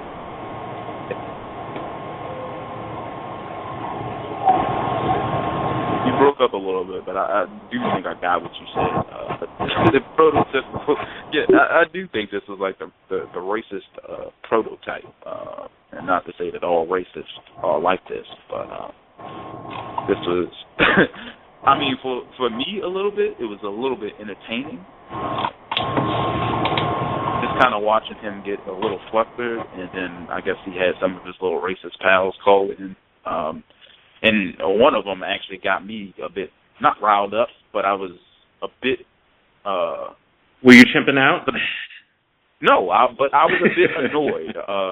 Anytime a white person is talking about, oh, well, we just want to be by ourselves. I'm just a poor little white lamb, and, everybody's picking on me. And, I mean, it's the bullshit, man. I mean, why are you and I and every other white person over here right now, if that is the case? And then, and then they want to argue about numbers. Oh, well, how could there be 60 million people if there's no sustained agriculture system? And they're like, shut the fuck up, man. Like, are you serious? Do you want to say? I mean, America is a pretty big country. Right now, there are, I think, 350 million people in the United States of America, and there's still enough land. I don't know if anybody's ever took a plane to the West Coast, but if you look down, there's nothing for miles. So there's a lot of land, and there's more than enough land for 60 million people, even 60 million so-called primitives, to just be here without any source of agriculture or anything. And that's even assuming what they said is true, which it's not. I mean, we're talking about agriculture, and the people who were here. You were already talking about Native Americans and all that, and it's even documented that they had to teach, which in my opinion was probably a mistake, and definitely one who was teaching white people how to fucking farm. Farm these lands and corn and things like that, and it's documented. And just to be bringing that up, and I just think definitely he was I definitely think they were practicing and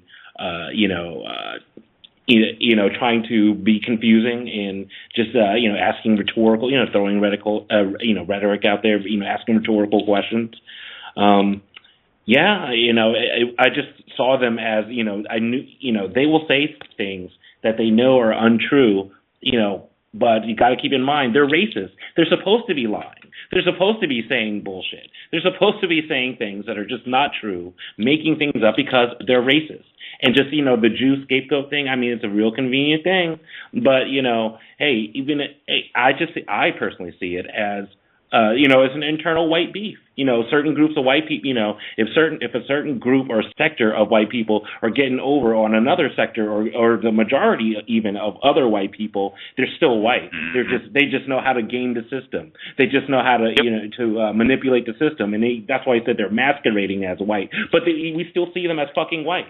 We see they're still, like, what is he talking about? And that's why that they're practicing racism, and they're just and he's Irish too, so we know there's some jealousy there. We just wouldn't be, frankly, there's groups of white people go to war because they're jealous of how other white people are practicing racism.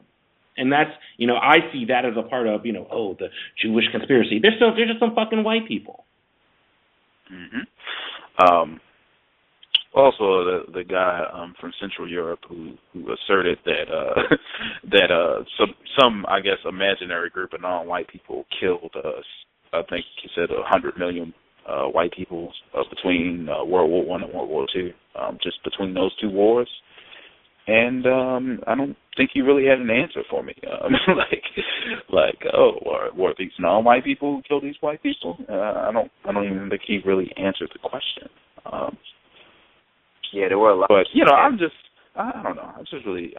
I don't really have the patience for when white people just tell blatant lies, especially blatant lies that I feel like that black people will believe. I don't have the patience for it, and I just want to break up that bullshit on my program because I don't want to have black people going around and believing that. Like, I think you should directly challenge anytime some white person says something, and it's like, yeah, like this, like you're pulling my leg here, like you're really going to say this on my program and just have some black person who listens to this yazza, and just believe whatever the fuck you say. No, it's not happening.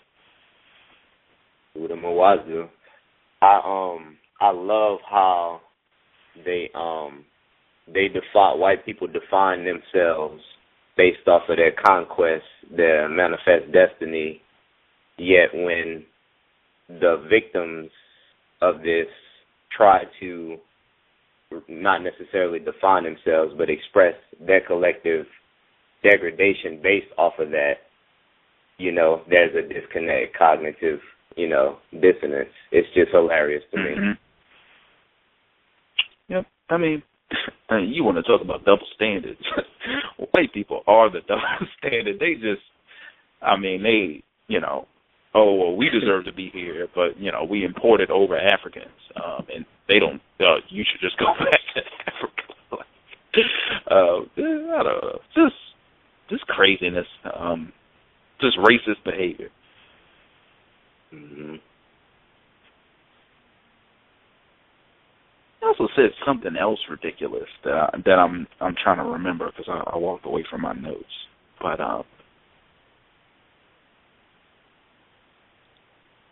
there's so much foolishness in this program.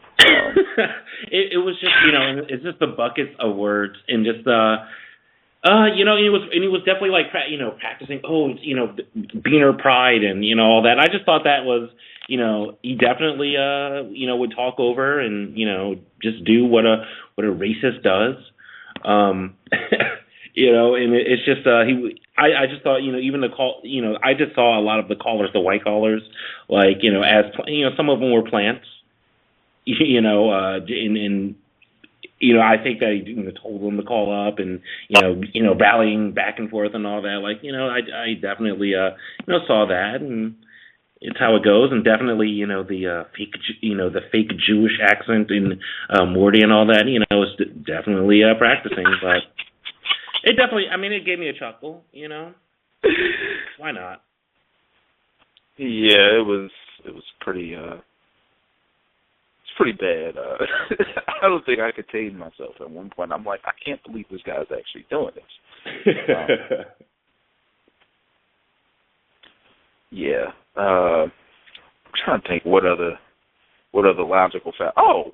Him pointing out Noel Ignatieff, and then pretending that he had no idea that Noel Ignatieff wrote a book on how the Irish became white. I thought that was a little interesting. Trying to think. Him saying that white people were a race, but then going back less than 5 minutes later and saying that white people were a social construction defined by the United States government. I don't know if anybody else caught that, but I certainly did. Yes. Absolutely, it was definitely contradictory, and he was just, it's biological and it's genetic and it's deeper than skin color. But then he's like, our people are very recessive, so obviously it has something to do with with those traits. And also just when he talked about the how diverse white people are, when there's black people who look like white people, that's just you want to talk about diverse, it's just. It's just malarkey, and it's just 8% of the world's population, but yet you're the most diverse. It's just like really, So like I said, white scientists have even rejected that claim vehemently and said that most of the world's genetic diversity is in Africa. But not Egypt because that's white. Don't forget about that. One of the callers. I think he was the white man, one of the white men who were playing a good cop. where he said that whites are from Central Asia, and I don't know how I feel about that, because if you look in, I mean, maybe, but I mean, if you look in Central Asia right now, I mean, I guess Afghanistan would be considered Central Asia, especially the northern parts of it. Most of the people are of a brown hue. Right now?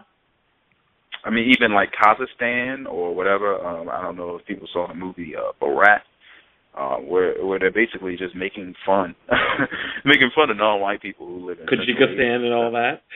Well, I find that interesting for a variety of reasons. I've said, many times before, and everything, that I believe that white supremacy, started, around that area, and that at least if you look back to the records of people being classified by their skin color and being mistreated because of that, it goes back to the caste system within India, and I believe it's called Varna, which means the caste system in India, and it's also a word.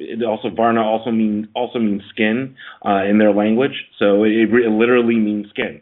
So this is 3,000 years ago, and they were talking about the albinos from the north invading and skinning people alive and enslaving them and putting together a hierarchy based on who's lightest. And that's, I don't think it's that much of a stretch to say that, a lot of white people originated from, slightly north of that area, and, came down and fucked everybody up, and where we are now. Could be true, but I don't know. A lot of times when I see people doing that, it's kind of like with the Jew thing, where they kind of like to try to take the focus off of so-called Europeans, these people from the British or German or whatever descent. The Yiddish British? The people who are dominating us right now, if they were to be honest about their ancestral lineage, I don't think any of them would say they are from Central Asia. So I don't know. I just see it as kind of a red herring. Like, these people who pour shit in Central Asia are, responsible for a demise. Or, and like I said, I feel like they do the same thing with the Jews in reverse. Well, they'll say, Yeshua is white because this Jew, so-called Ashkenazi Jew right here, is white. Ashkenaz being, again, the word for a Hebrew word for German. And saying, this person's white, so the person, the semi-biographical figure known as Yeshua is white, and since we say the son of God, he's the son of God, then you must worship him because he's white, and by that, and then God's white. I don't know. I just feel like they like to play a lot of games with locations and saying where white people are from and where white people are not from, and who's white and who isn't. I don't know. I just feel like they try to. It could be, because really it doesn't matter where they're from, because who they are right now and what they're doing right now is what's most important. And like you said, white is a nation, and it doesn't matter where we are. And a lot of these things are just lines on the map. That actually makes me want to give Mr. Fuller a call, see if he will come on our program, because that is astounding right there. That he just laid that out like, there's no such thing as a nation. White is a nation. Like that is, that's like bona fide Mr. Fuller. Oh yeah. It's not and I thought it was also interesting just asking him, how many. He was like, well, more than you would like, but I'm thinking all of them. So, how much more can you get? Mm-hmm.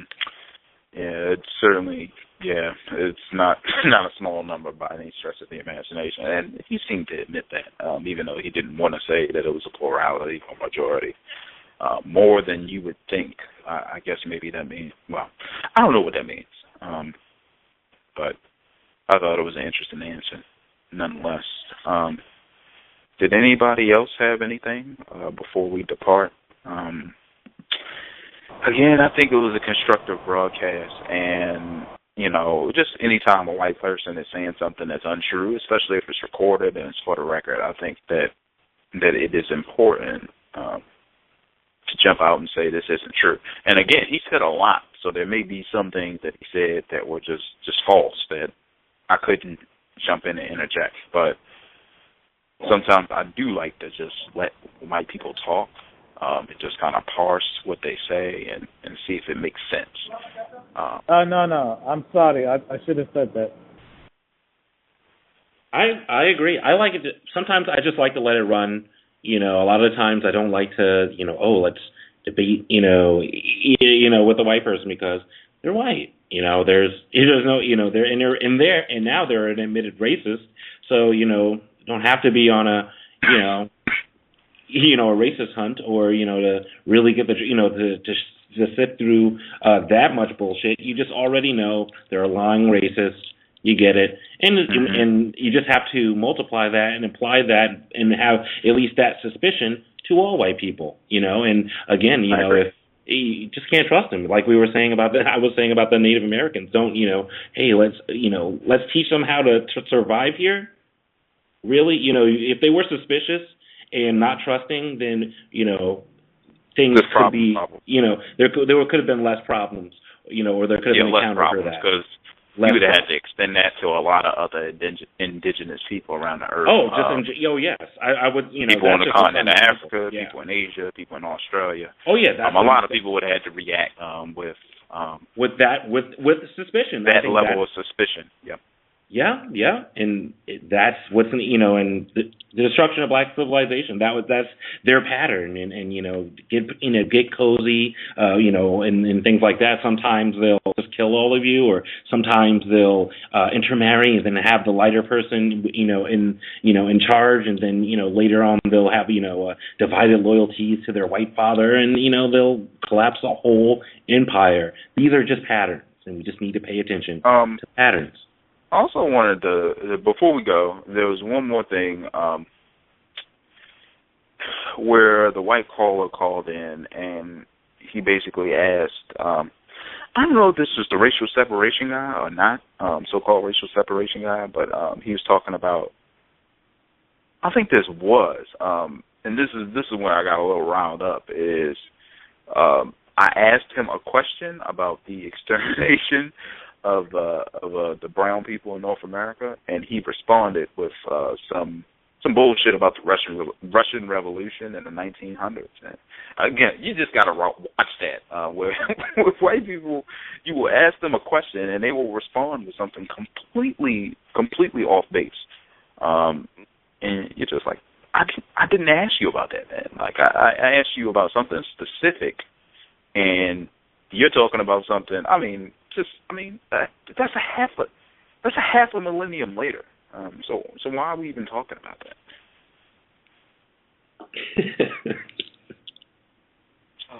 Not even a half a millennium, not just a half a millennium later, but a half a millennium later, all the way around on the other side of the world. Other part of the world. Yes, sir. Yes, sir. And I wasn't aware that white people didn't have civil rights.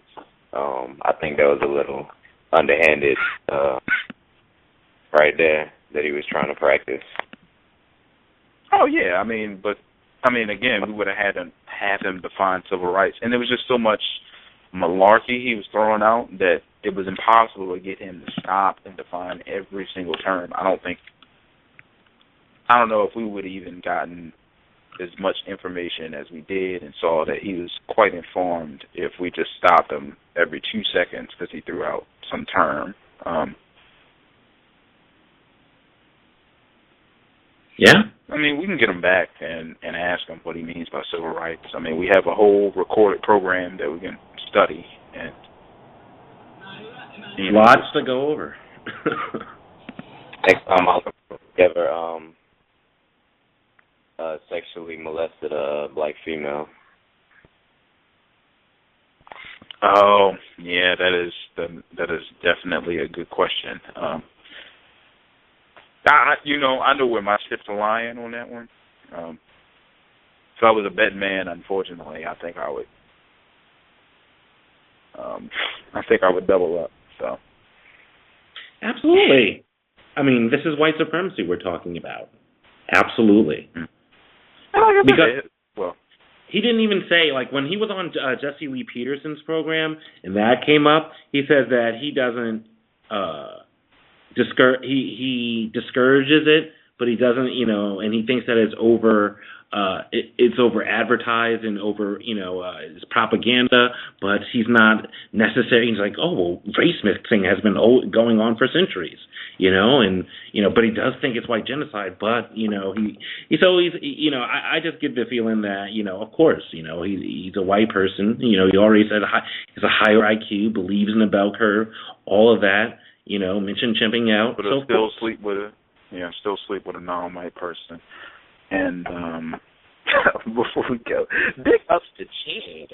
That was actually an excellent question, and he asked the question exactly around that topic.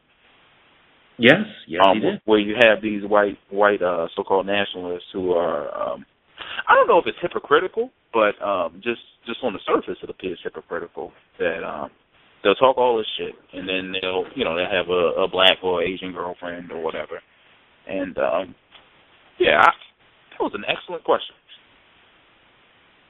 Yes, it was. Let's see, Player Hater, your line is open. Yeah, I'm here. Yes. Do you have any? How's it going? Hanging on by the atoms on the tip of my fingernails. Do you have any thoughts on today's guest? I'm just surprised that a group of gorillas could speak so long with nobody noticing.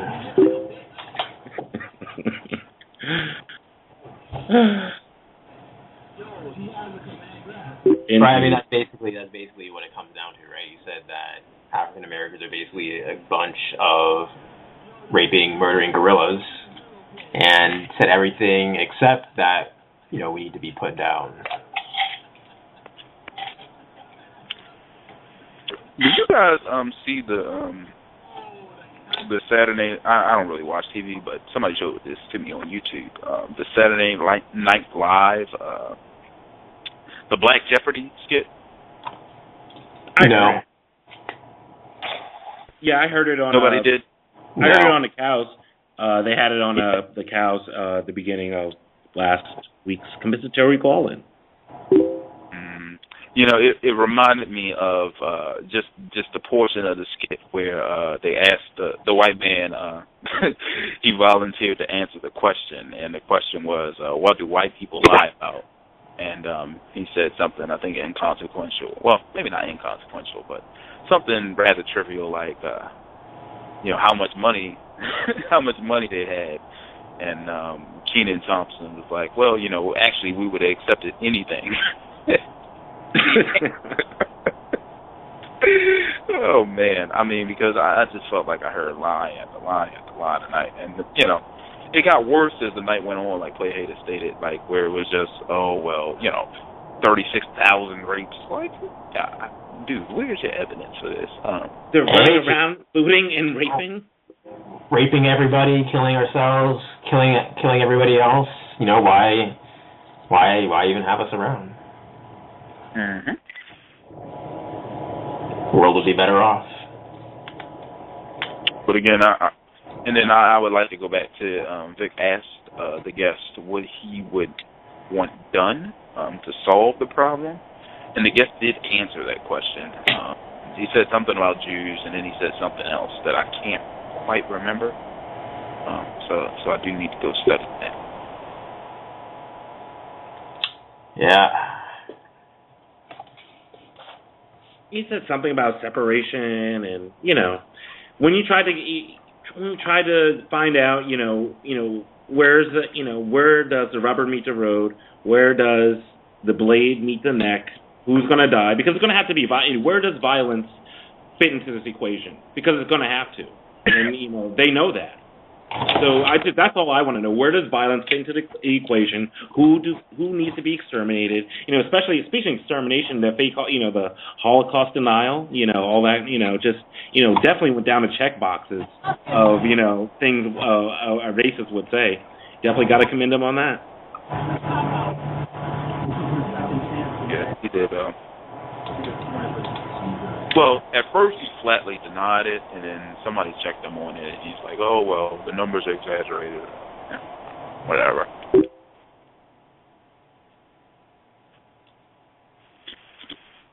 But like I said, that's the prototypical racist. What do you think of him being on Jesse Lee Peterson's program? And I don't know, feels like he's well, what do you think of him being on Jesse Lee Peterson's program? And and going, he wasn't on just that one, but also he's going to be another guest co-host on another one of his programs with Jesse Lee Peterson. You mean besides? Well, never mind. I have no comment. How about that?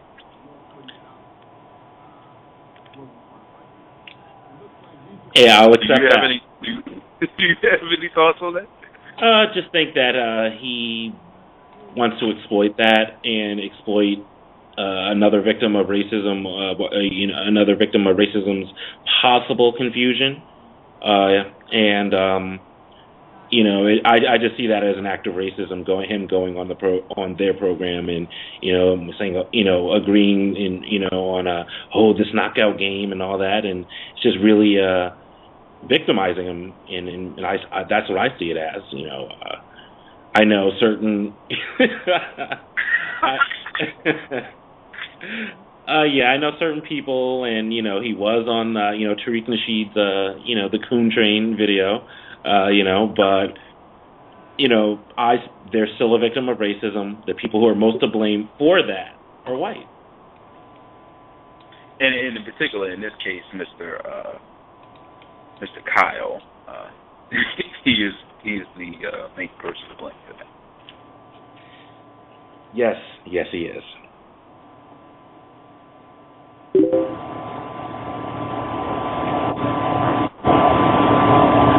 think we are good. Anybody have anything else before we depart? I'll open up everybody's. Everybody should be open. Hello? Yes. Hey, can you hear me? Yes, sir. Oh, hey. Good evening, all. All right, I say good morning in my time, but same here. Yeah, this guy, he was interesting in some points, typical in others. I mean, like when I asked him, if Jews are a problem, why not do what they did to them in Europe? He gave a long-winded answer, but of course was very direct about the genocide against white farmers. And, mathematically, that's just not genocide. No matter what number he put, 7,000, 70,000, 8,000, whatever. It's just not genocide. And I particularly cracked up about when he referred to people coming to Australia as boat people.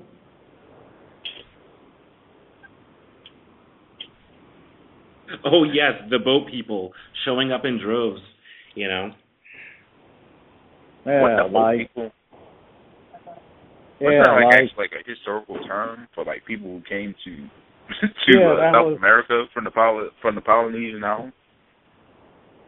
That was also a term used during the Vietnam War.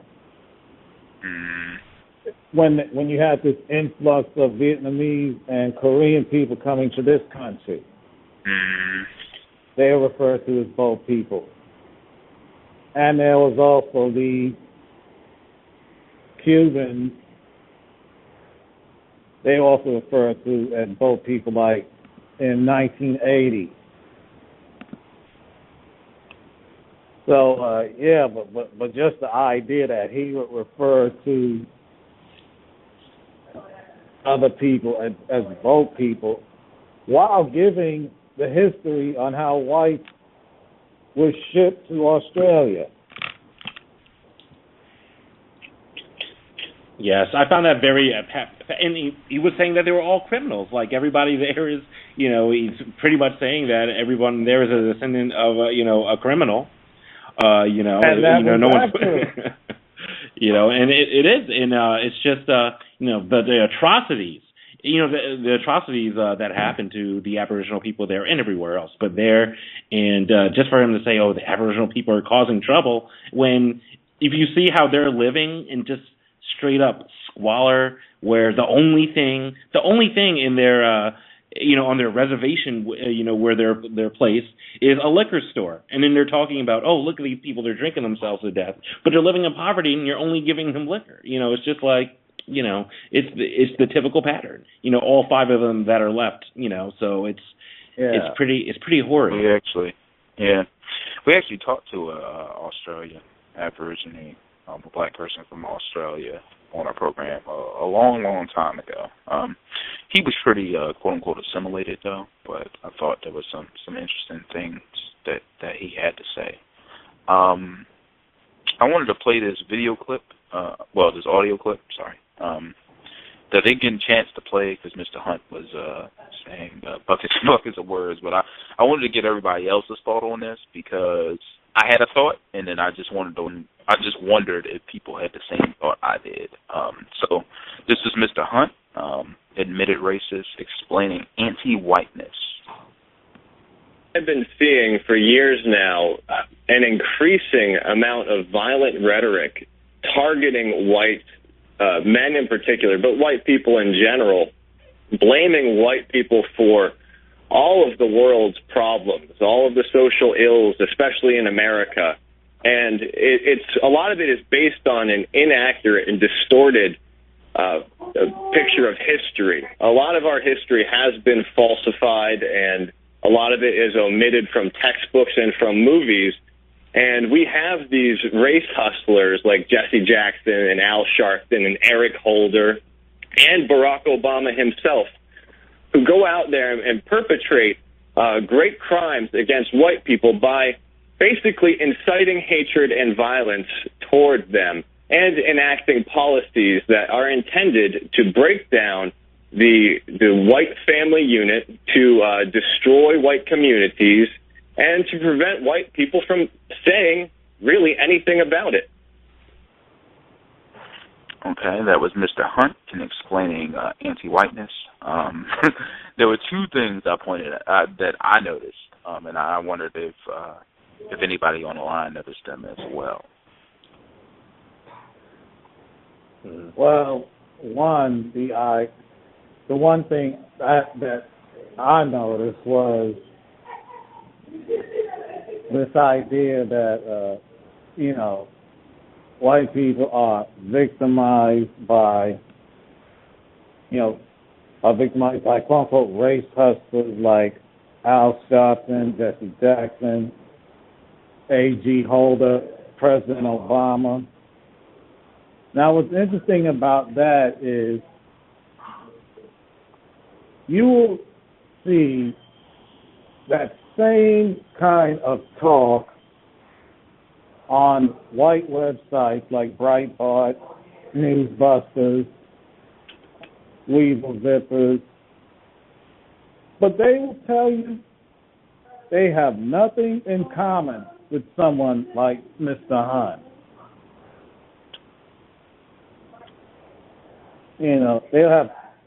They will tell you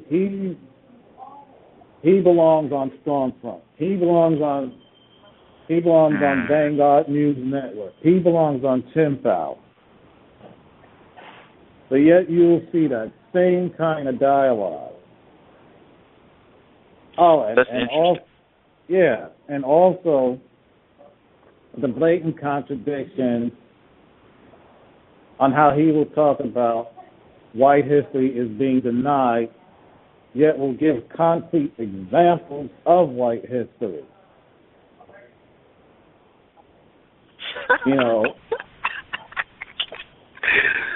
What is, Irish history not being taught, but he can specifically list it. He'll talk about, French, Russian history, that sort of thing. Yep. Oh, and my favorite, you know how whites are always put down in movies. What is the number one movie in the on this planet right now? I'm talking about this planet. Captain America, a steroid-induced white boy. The Black That was a good movie. Well, it was tolerable for that kind of picture, but just the idea. I mean, when you're taught steroids are negative, here is this juiced up white boy saving the world, and it's all good. You know? Who said steroids are negative? Yeah, you're taught steroids are negative when it's Barry Bonds, Alex Rodriguez, etc. But not when it's this dude. No. Those are interesting points, and I'm glad that a lot of people can listen to these videos and interpret them in different ways. The one thing, well, there's two things that I noticed, and number two is like a typical thing, but number one is that Mr. Hunt listed all these race pimps, so-called race pimps, but every time I feel like white people talk about so-called race pimps, they neglect them wise, and I'm very confused on why. I mean, and other than they're just protecting white people, I'm very confused because Tim Wise seems to be the biggest and most profitable race pimp, so-called race pimp around. And it's just astonishing that they leave out his name every single time. And they'll even go into people who don't even say anything about race. A.G. Holder and President Obama. I don't think either one of them have said much about race the whole time they've been in office. But, leave out Tim Wise. But of course, though, but also, if you bring up Tim Wise, he already has in his back pocket, well, he's Jewish. He's part of the, So that's how it works. It's going to be circular. He's going, he already has that set up, and it's typical. It's typical because I've heard admitted white supremacists talk about Tim Wise. Oh, he's anti-white. He's part of the anti-white agenda, and and it's just that's why they have the good that's why they use the Jewish thing as a tool. And it's they're all white and they're all in on it. And they have to, bicker, and it's just, it's just a ruse. And the second thing I noticed. Yeah, like even that caller, Maury, that guy he was supposedly mocking. Mm-hmm. I mean, like, did you notice? He didn't answer. He wasn't answering any direct questions either. Oh, he was just as rambling as Hunt. That's how they do, and he was coming in talking. Well, I could talk about the Moors, and Yeah, and I had to ask him. I mean, like I said, again, I thought he was some of the information he had. I thought that maybe some of the black people that were listening to this program didn't know, so I let him talk for a little bit. And I was like, "You have a question?" He was just like, "No." I'm like, there are a lot of people on this line with questions. And his response, oh, black people can read, bravo. So we all know where his perspective is, Mm-hmm. Yeah. It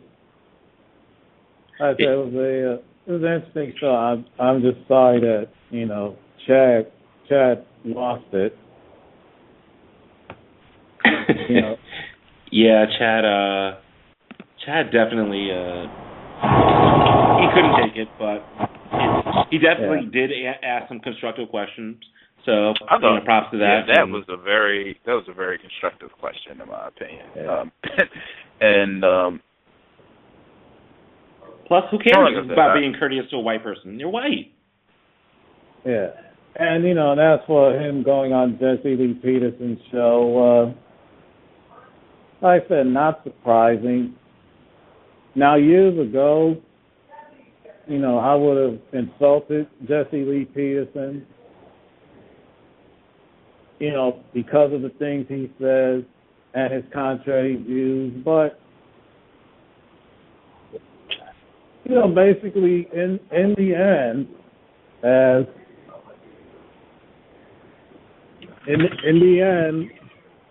the quote-unquote black conservatives, the black Republicans, whatever want to call themselves, like he said, they're still victims, and they're down, and something negative will happen to them in a racial manner to show them that they are. We saw this with Herman Cain. We saw it with Alan West, the Florida congressman, very conservative, but for some reason, the very party he belonged to drew him out of his own district so he could lose to a white dude. Mm-hmm. We saw it with the sister in Utah, Mia Love. Now they were hyping her up.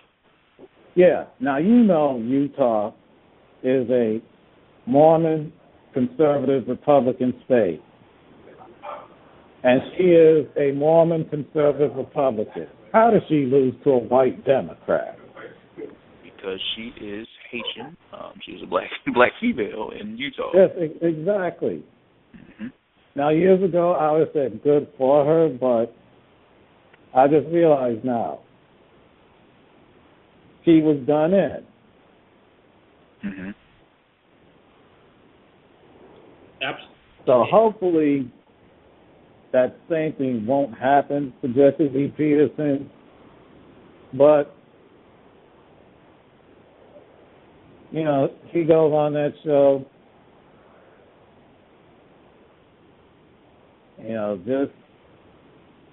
just gotta remember, when he comes around other people, we just don't let him spew his foolishness. That's all. Without the proper response. That's what I'm saying. Mm-hmm. Yeah, that's the result. I look at it as those types, and it's not the majority, or not even a very large portion of victims of racism that are like that or hold those ideologies, but that's supposed to be the result. If you're in what you have a system of white supremacy, you have to have that. You have to have that as a result, and that's.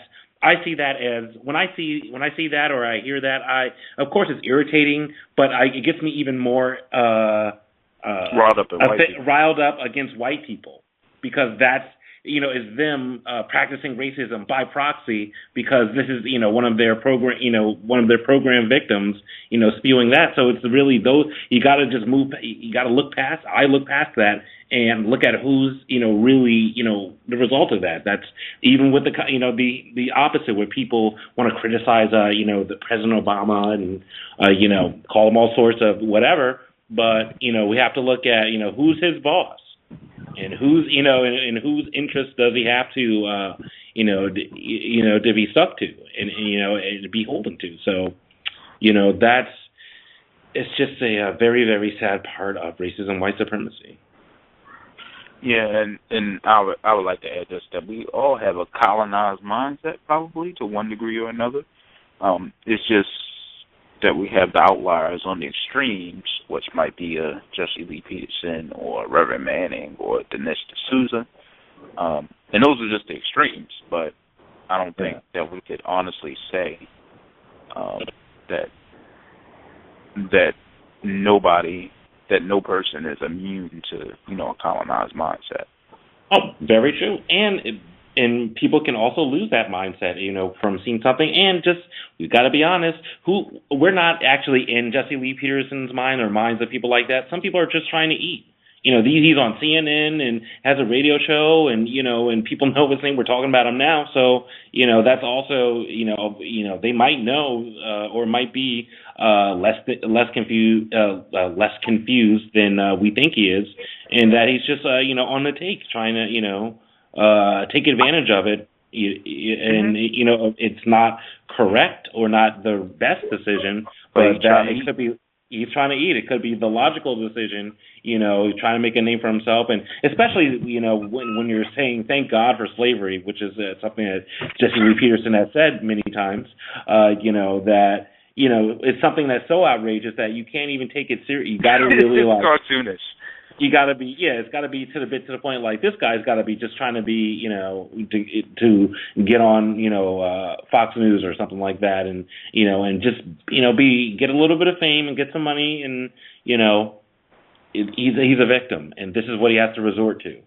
So it's that always reminds me of the episode of the Boondocks, and I even say this about some of these white people on these news programs where they just seem like they're just talking heads, like they don't even really and I'm not saying that they're ignorant or anything, but just that maybe they're not as smart as they appear to be, like spouting off on these topics.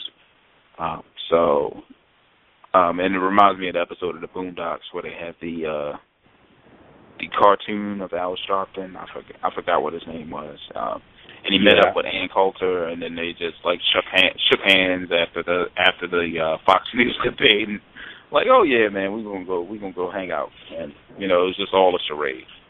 Oh, absolutely. I certainly have seen it with my own eyes.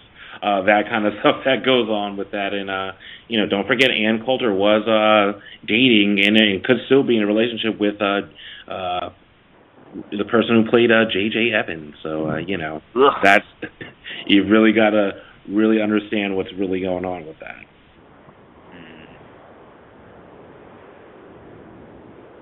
Yeah, exactly. That is true. Oh, and one other point about one other point about Mr. Hunt.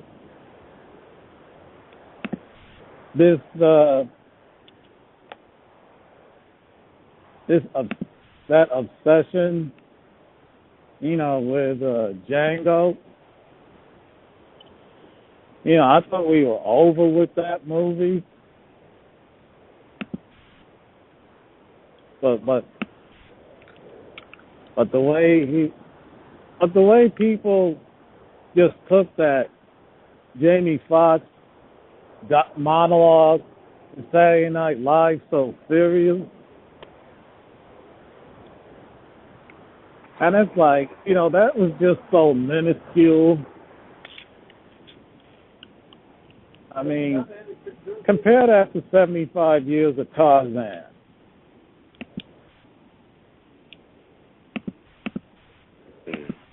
You know what I mean? Yeah, absolutely. I mean, there's been a lot of racist media that permeates, and some that are still American classics. Oh, yeah. I mean, Huck Finn, for example. I mean, they teach that to probably 90% of kids in 10th grade, so, not 10th grade, 11th grade. So, I mean, if you want to talk about media, I think still the number of white media that demonstrates anti-black beliefs is still far outnumbers. Yeah, I mean, like Vic, like that show, like when you talked about Almost Human. Mm-hmm. I mean, it's just, I mean, like I said, it's just amazing how anything can be turned into a racial slur, like how the word sin was turned into a racial slur. Yes. I mean, it's not only that. You watch Falling Skies? No, I haven't seen it. But So you know what it's about, right? It's another extraterrestrial invasion show. Yeah, I've seen that. Yeah. Now, you know what they call the extraterrestrials when they want to insult them, right? No, I don't. Skitters. Ooh. Skitters? Yes. Wow. I mean, just totally as like, how can you not pick up on this?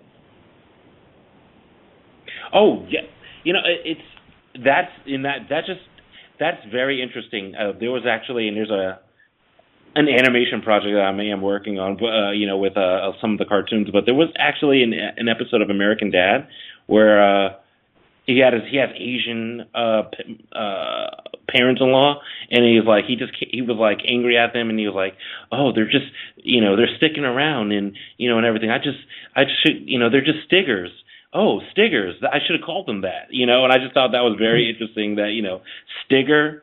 And he was talking about Asian non-white people. And by the way, he's walking around. It's just a bizarre, ridiculous episode. He's walking around in this Native American headdress and his face painted because he's like this Redskin fan, walking around in his underwear, on that. And it's just, he's saying that. I just think it's very, very interesting.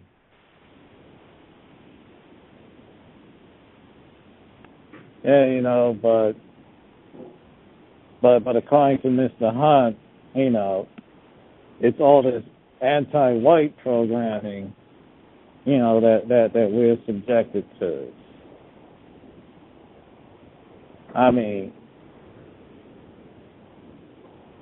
it's so bad now. You literally have white people who are mentally insane that are still good, that are still presented in heroic. Like that show Perception, schizophrenic white dude, but yet he's a great crime solver. Yeah, absolutely. This show that premiered tonight, Black Box. This neurosurgeon white woman, totally psychotic, but Black Box. Yeah, not just the title, but she's a great neurosurgeon. Well, like Mr. Hunt said, they're recessive, and I think a lot of the times they have a genetic inferiority complex. So therefore, to compensate for that, they sometimes, or a lot of times, show themselves or put some of those people who are fucked up, for lack of a better term, as put them on pedestals. Like I always saw Forrest Gump as white people, showing who they really are. Which there's this person who's according to them mentally retarded, and he's going to top colleges and being a Heisman Trophy winner and winning all these war medals and being a millionaire off of this dead black person's shrimp boat and all that, and he's retarded. So that's what I see as white people really telling their story throughout. But that's just what I caught off of watching Forrest Gump. Exactly. Same with Rain Man. Mm-hmm. I mean, it's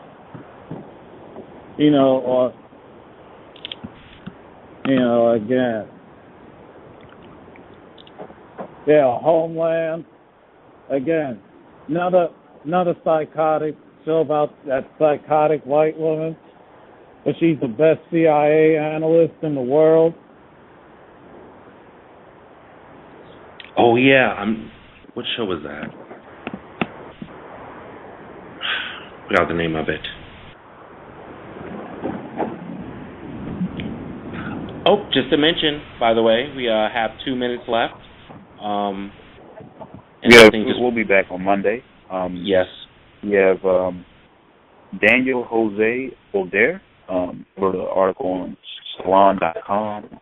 He was talking about gentrification, bringing white people in a non-white community. He is a non-white, I think non-black. I think that's what he said on in his article. Non-black man.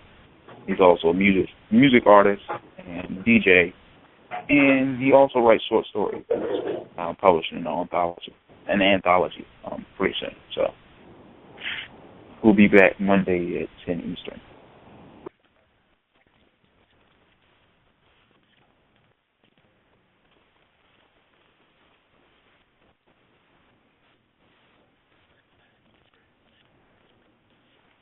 All trains go to real places. That's the least we expect from a train, isn't it?